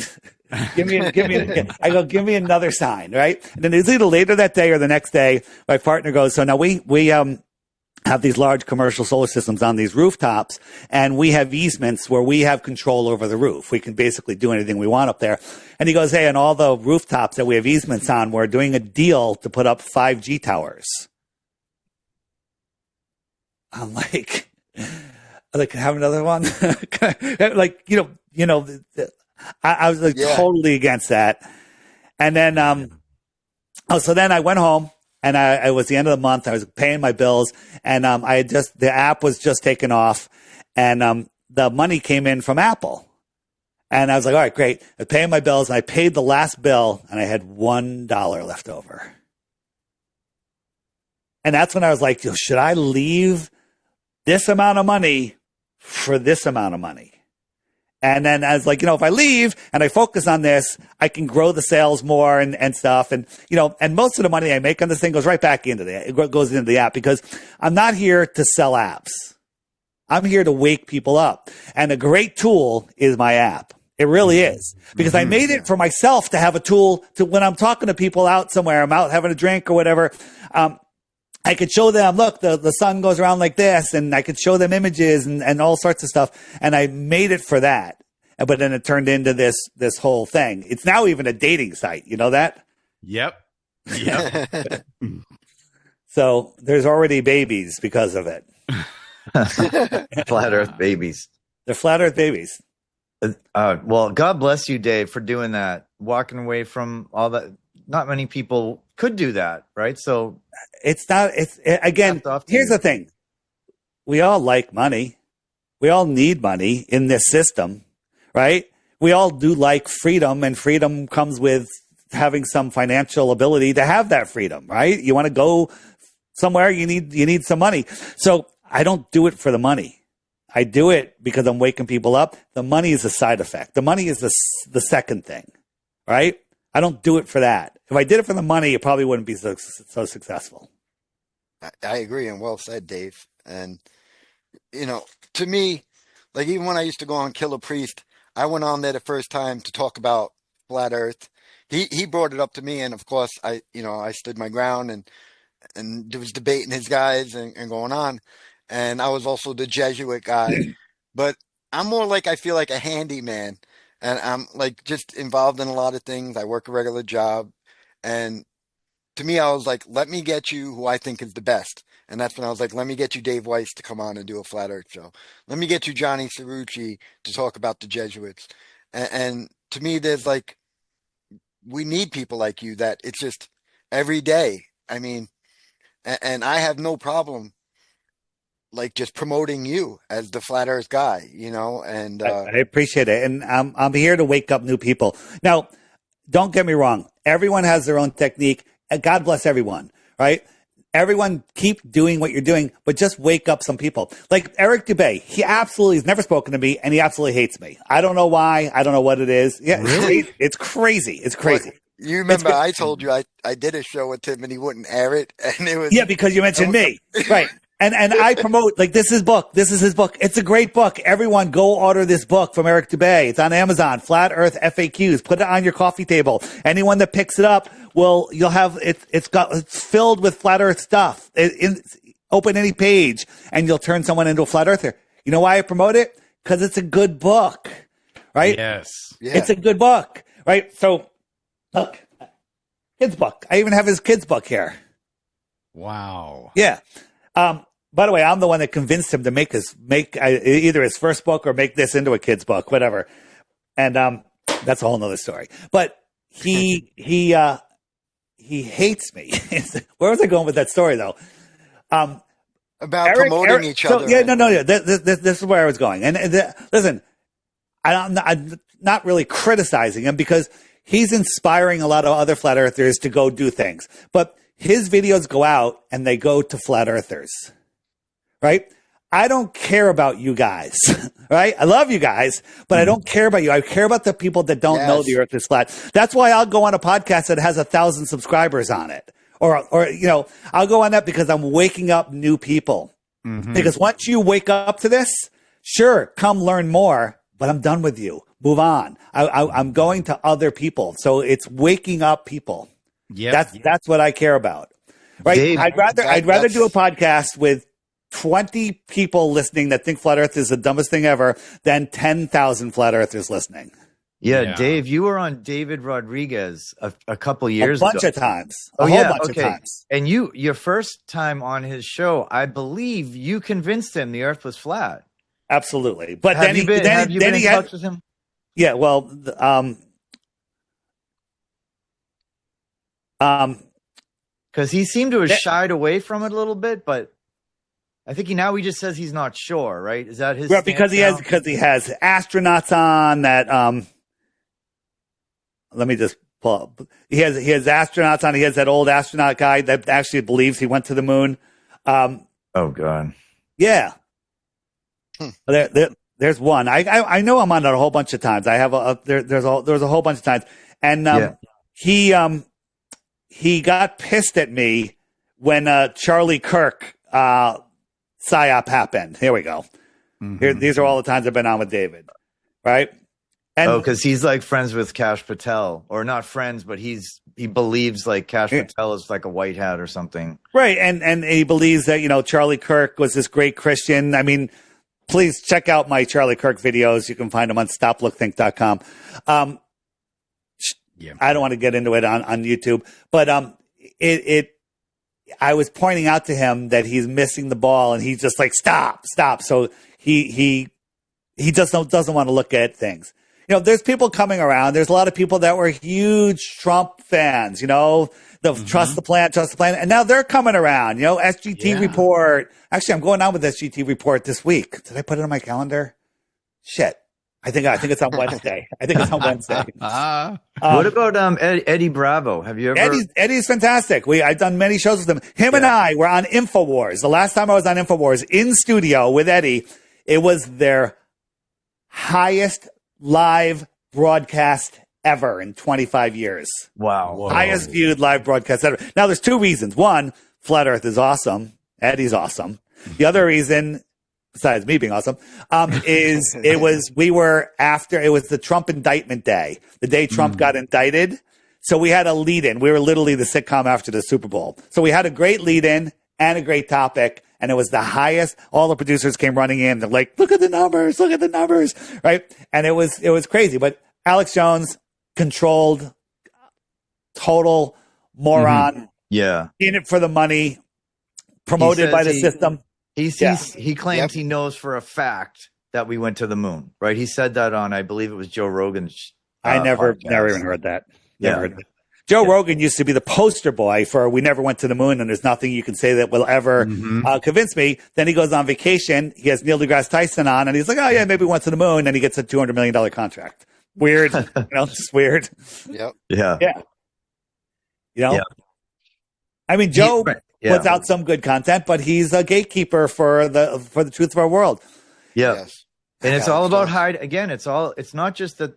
They don't care if people think the earth is flat. They don't want people to believe in God over government, right? Isn't that what it comes down to? That's the bottom. That's They're literally the hiding bottom evidence line. of a creator, because if we start to realize that we are all guided by a higher power, has nothing to do with our government, people are going to stop obeying and stop listening to them. Yeah, absolutely. Once you can't control people. That's why they literally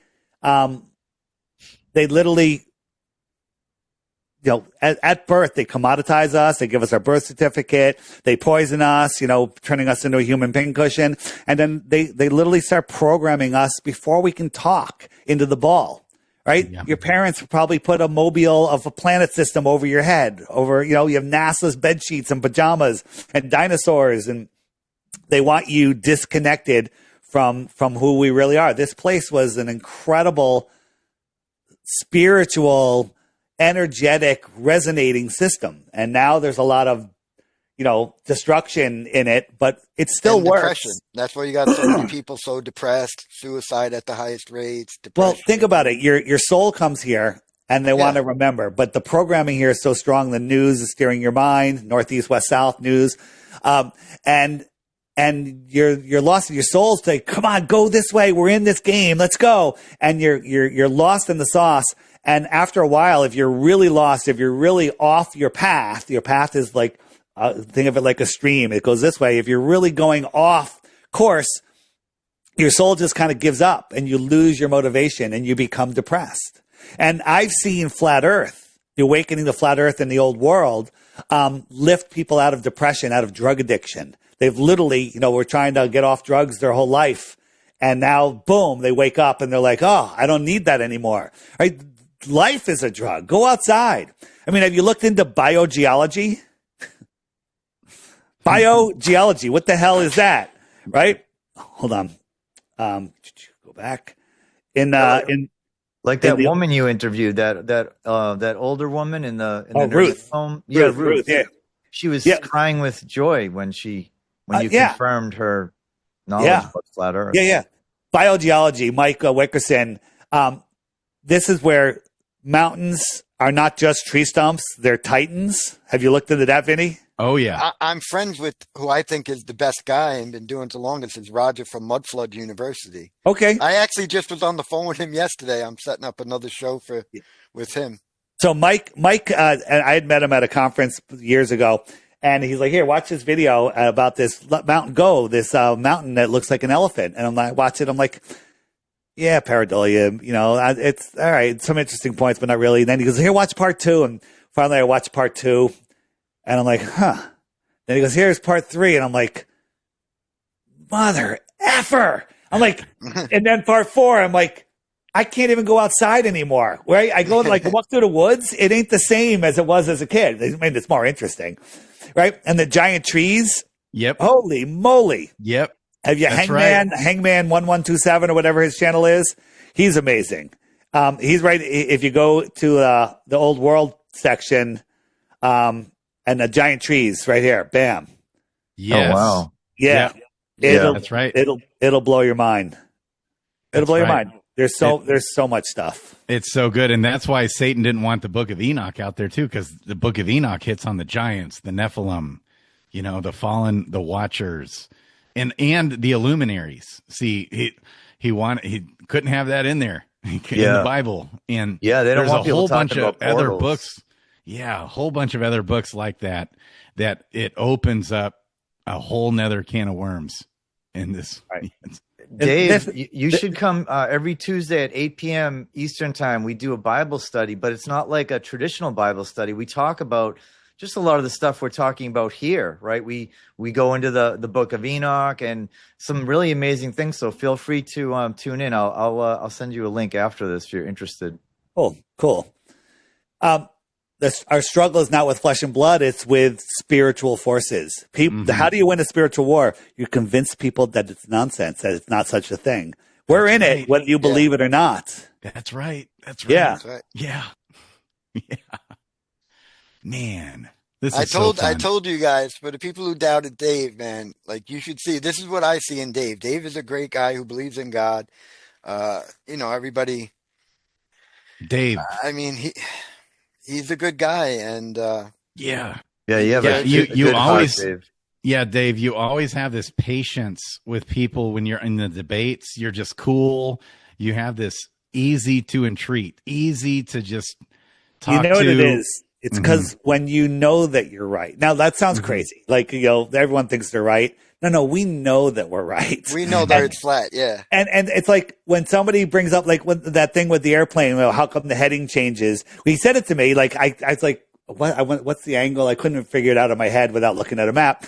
And I was just like, I know the answer is going to be a flat earth answer. And I just put it together, and there it is. There it is. It's like there's nothing they can come up with. People are like, I got a flat Earth proof. I want the Bitcoins. I'm like, just send me your proof, and I'll show you how you're wrong. I want the Bitcoin in escrow. I'm like, just send me your damn proof. And then they send it to me. They're like, pendulums. It's just like, I'm like, really. Right. Yeah, man, you're so gentle and patient with those guys. Like the best debate I saw was with that physicist guy. You were on with somebody else, and which one? With the guy that agreed with us. Yeah, like did he get converted at the end? Was he that right guy? there? He's there. Yeah, he's there. But he walked away because, let me tell you, the trolls got to him. The trolls contacted him at work, contacted him. They were like, just causing problems. And he's like, I get it. He goes, but it's just not advantageous for me, basically saying he's concerned about his career, to push it, right? There's people still need to make a living, right? The Qantas airline pilots all know the earth is flat, but they don't talk about it publicly because they love their cushy pilot jobs. Yeah, and Jesus says you got to count the cost. Jesus says we have to forsake all and be willing. I walked away from it all. I walked away from everything I worked my entire life for. I walked away from people that think that people wish they could do. And I walked away from it all to do what I felt was right and I know is right. And I love it. And here's the thing. I work harder now than I've ever worked in my life. It's Sunday. This is my third podcast today. I don't work on Sundays. Okay. Right. But I do this all the time because I love it. I love it. Right. Wow. And it's important. And the number one thing is waking people up. Yep. Right. Yeah. So if this podcast wakes up one person, I love it. Or if somebody sees it and they wake up one person, it's a win. Yep. It's a win. And there's no doubt that it will. And it is. Sorry, go ahead, Grady. No, well, it's the time of harvesting right now. Like there is people who their eyes are getting open and anything can happen. Like the Epstein files or Israel or all these different things. People are like, whoa, something's not right. And it's like a lot of people are waking up. It takes time. Some people, it's a process of years, but people are. I heard a theory on the Epstein files is all of Congress and everybody, they're all pedivores. They allowed this war to start because of the Epstein files. They needed the files to go away, so they allowed the war to start. And now 95% of the interest in the files is gone. So the files were used to get consent to go to war. Yeah. Wow. Wag the dog again, right? Yeah. Wasn't it like he cheated or something? That's why they had to make the fake war and wag the dog? Yes, I forget. I gotta watch it again. I gotta watch it again. Dave, are you familiar with iPetGoat? Oh, yes. Go-to? Oh, yes. You seen the stuff about Iran and that and the Strait of Hormuz? It's all in that animated movie. Like, it's like, this must have been planned years ago. Oh, this is decades ago. Yeah. If you looked at the Illuminati card game, the card deck, everything's in it. Now, I envision the elite. They've got their card game. They're all sitting around a table and they're playing cards. So they end up with the cards, and the guy's like, "Oh, I've got the Boston bombing. I've got this. And they have the cards. Oh, nice, you got the decks." And they literally create these things over decades, over generations to happen. I mean, that's just one thought. I remember there was a store called Caldor's where I lived, and it was kind of like your appliance and buy records and groceries and the toy section. As a kid, I used to love going in the toy section, and I was a young teenager, I think, or whenever it was. And I saw this new card deck. It was the Illuminati card deck. And I looked at it, I'm like, this is cool. What the hell is that? I couldn't quite figure it out, but it was like $30. I'm like, that's expensive for a freaking card deck. And I didn't buy it. Oh, wow. I only that got was probably worth two 30,000. They're worth a lot. They're hard to get. I only got two? But there's a lot more that I haven't been able to get. Oh, it's like a whole collection. Yeah, I it's see. like a collection. Okay. Interesting. Yeah, it's crazy. Dave, I was just going to ask you. I wonder if I'm in there. There's a picture, yeah.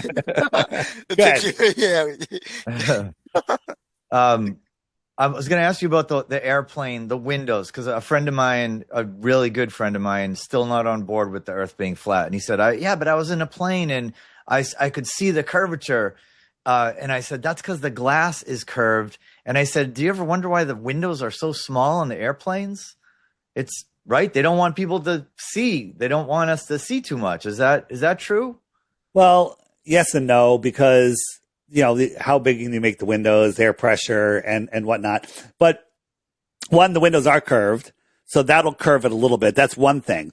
The other thing is it's the way we see, right?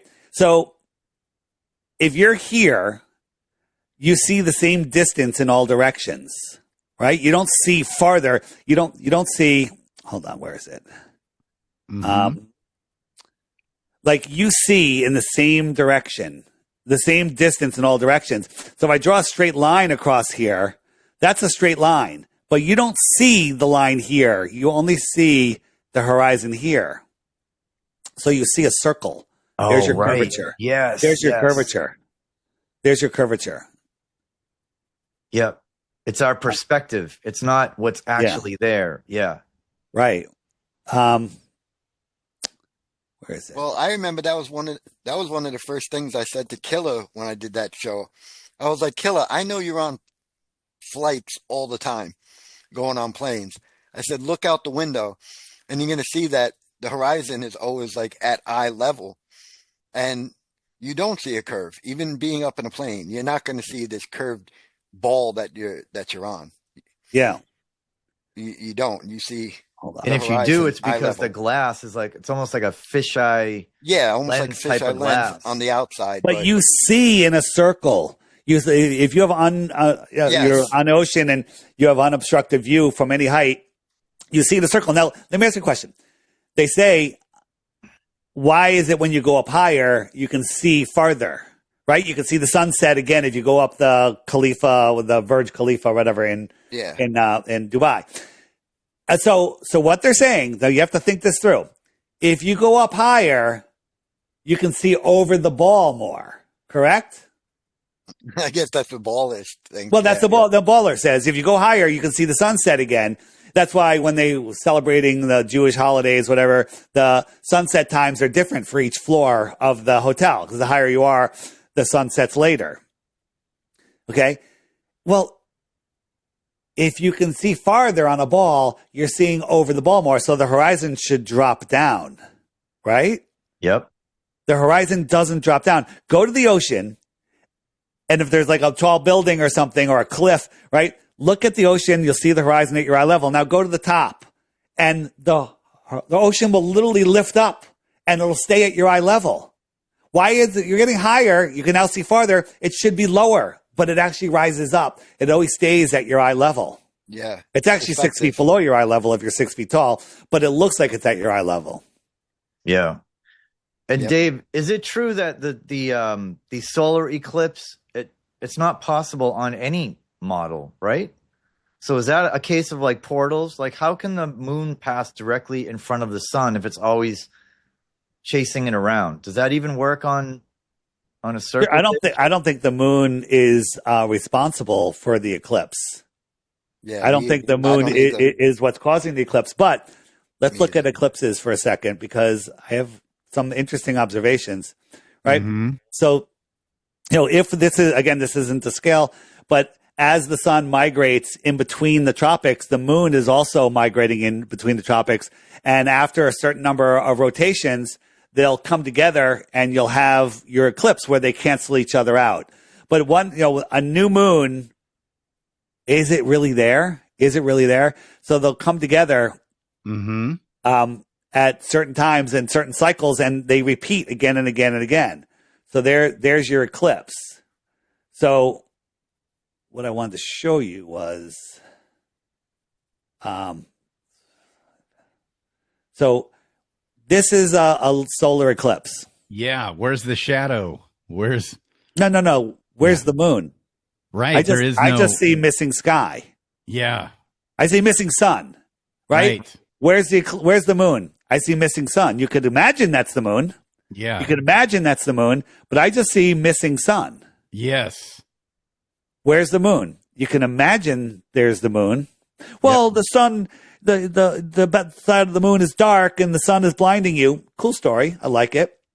But from the Earth's point of view, from the moon's point of view, if you were on the moon right here, you would see a full Earth, just like we see a full moon, right?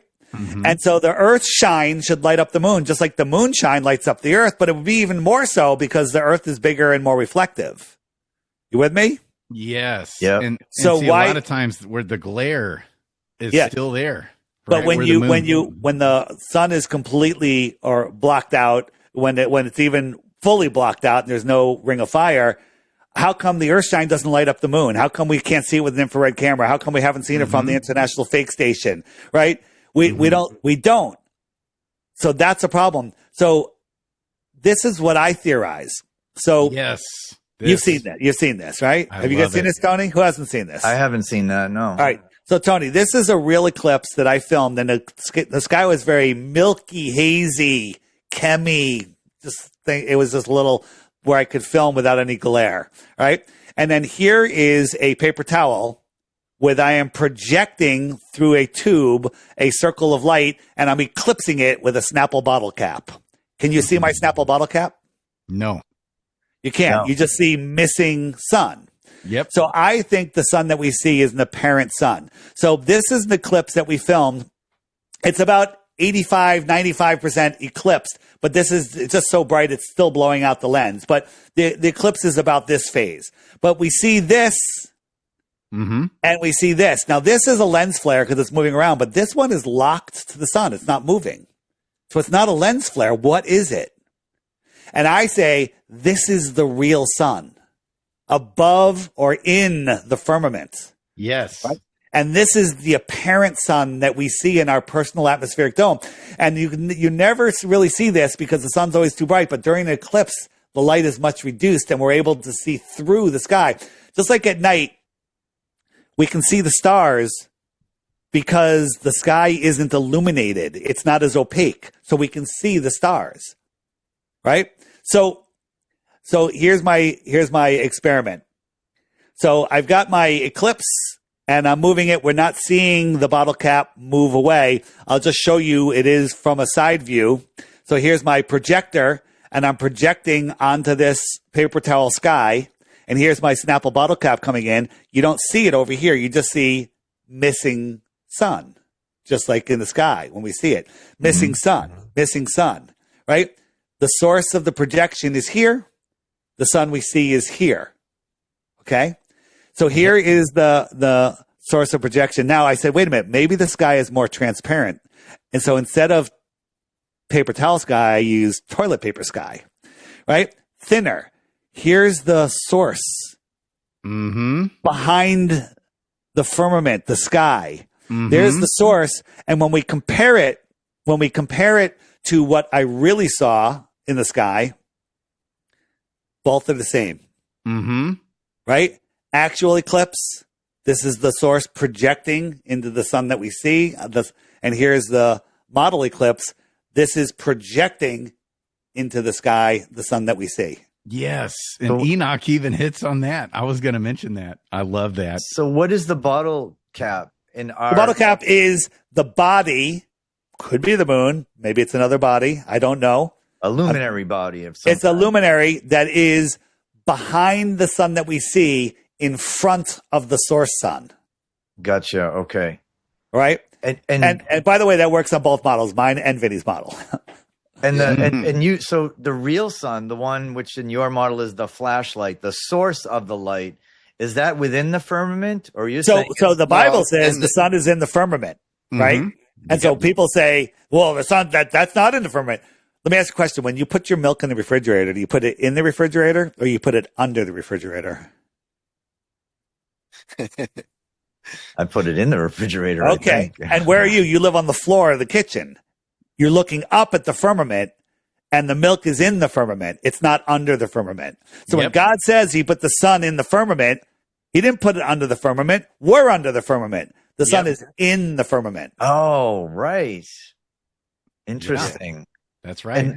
And you would agree too, Dave, real quick. Sorry, Tony, that okay. that these aren't even physical objects like most want to believe. Like, they're more like holographic, plasma, whatever you want to. Would you agree with that? That's how I see it. I think that they're projections, plasma, spiritual, supernatural. Yeah, supernatural. Right? It's not something that we can go land on and walk around and play golf. And Dave, what's your thought on them changing the sun or messing with the sun? Because I can tell you, without even doing any research, the sun that we have today is not the way it used to be. It's white. And so think about it. Think about this. If I'm right, the sun is in the firmament, above the firmament, and we see the projected sun. Where's that sun being projected? It's being projected into our opaque sky, into our sky screen. What have they done with our sky screen? They've changed they sprayed it. It's sprayed. So now it's manifesting. It's being projected onto a different screen. Mm-hmm. Okay.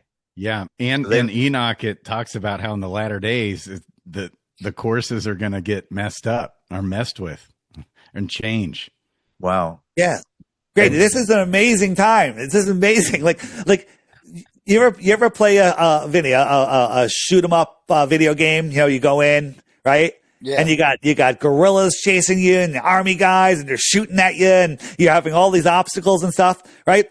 That's why you bought the game. That's why you played the game, right? So if you're going to come here and have this human experience in our avatar suits, you know, having this, what do you want? Well, I want wars. I want pedivore people running my country. I want craziness. I want nuts, right? Yeah. And I want all the good stuff too. I want all the contrast, and I want the ability to change it with my mind. That's crazy, but I can. Yeah. No, and that's why I also, with us being like short season people, I don't think there's a more interesting time to be alive. As to like what you just said, I mean, all the craziness. I'm grateful to be alive. God chose us. God chose us to be here for this time. And I don't know what that message was. Dave, another question. What do you think about land beyond? Have you heard that? Have you heard that the moon is a map? It's a reflection. It's an inverted reflection of the Earth. What are your thoughts on that?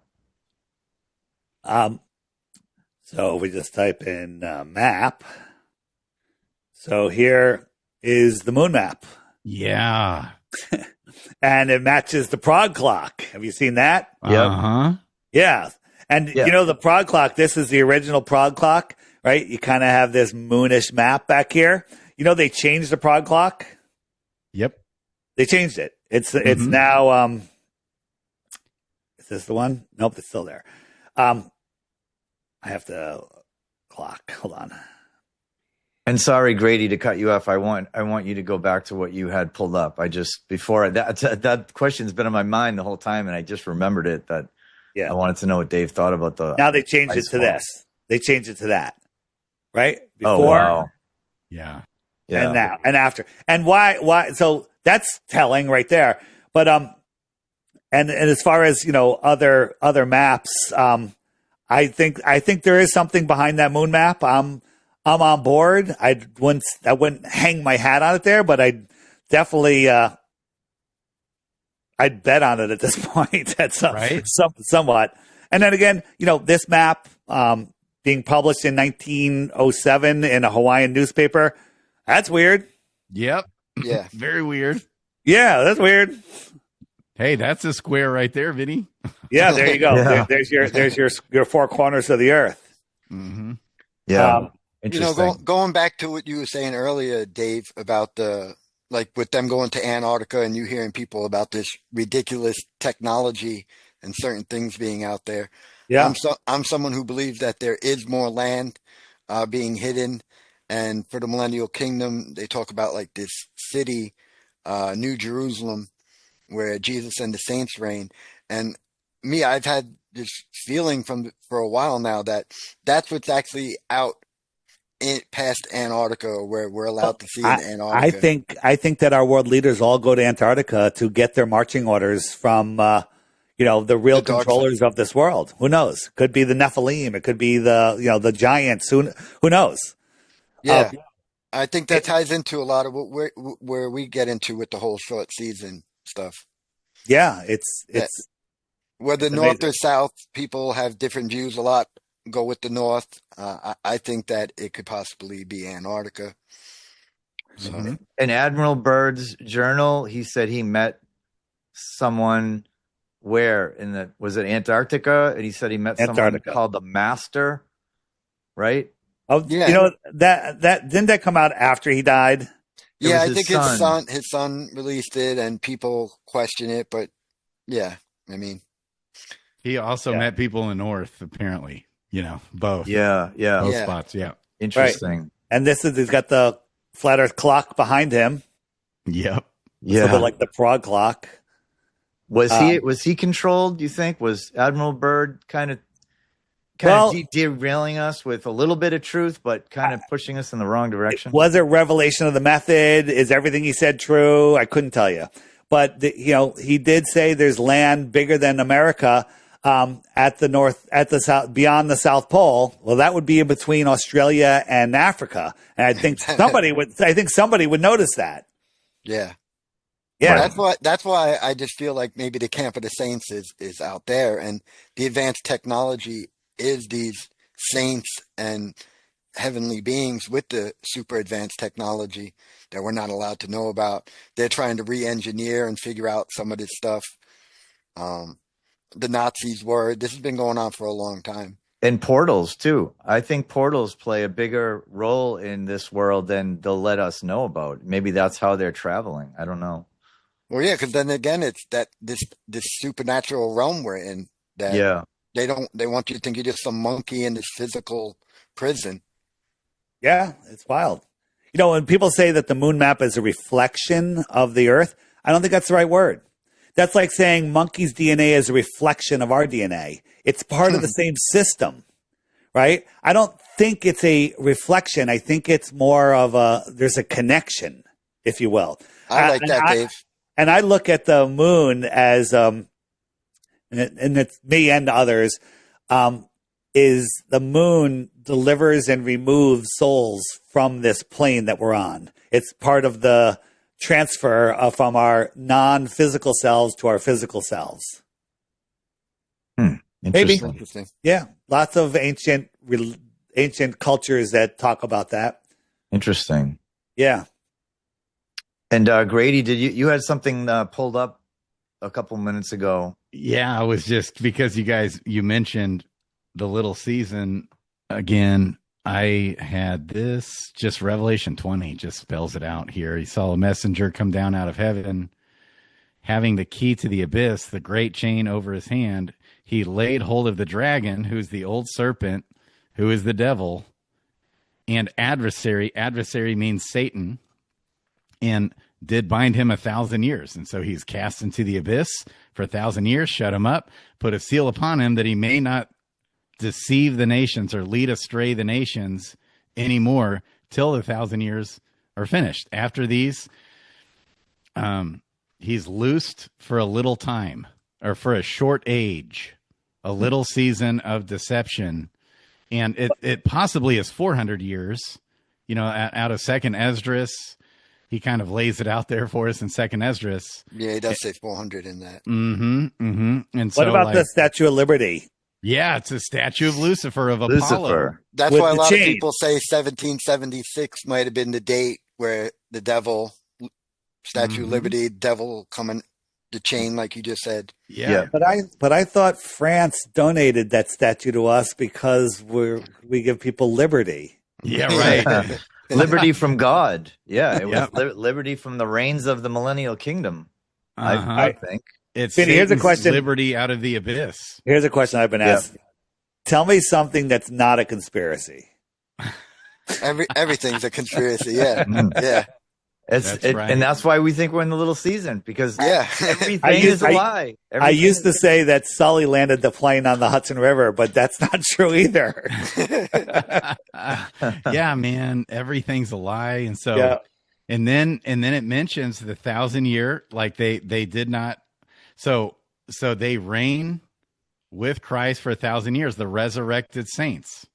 And then after the 1,000 years is over, when the 1,000 years are finished, the adversary, the Satan, will be. When was it finished? Okay, well, that's the thing. We don't know. 1776. Some people want to say some, like 1500, 15 or 1600s. But see, the timeline's been altered. Like, we cannot trust our history. Even, a lot of what my lunch break shows, he shows empty cities, just empty cities, pictures of empty cities in the 1800s. So it's like, what is going on? Yeah. And so the adversary, Satan, is loosed out of his prison. He goes forth to lead the nations astray, or deceive the nations, depending on what translation you use, and that are in the four corners of the earth, or quarters of the earth, corners of the earth, Gog and Magog. There's a lot of theory of what Gog and Magog is, to gather them together for battle, for war, of whom the number is as the sand of the sea. And they go up over the breadth of the land, or the plain of the land. It actually, another way to interpret that, the plain. Doesn't say the ball. It doesn't say the ball right. of the land. And he did surround the camp of the saints. So there's hidden land maybe somewhere. Maybe it's in the ocean. And he surrounds the holy city, which is potentially the New Jerusalem, and there came fire from God out of heaven and devoured them. So that is like where we are in our age. That's the reason for the lie, the deception. The deception is intense. And that's why the churches are teaching this, right, Grady? Like, that's right. Even these good, honest people in these little small town Christian churches, this is a taboo subject. You talk about, hey, did the millennial reign already happened? And they literally just tell you, that's not true, that, be quiet. We don't talk about that here.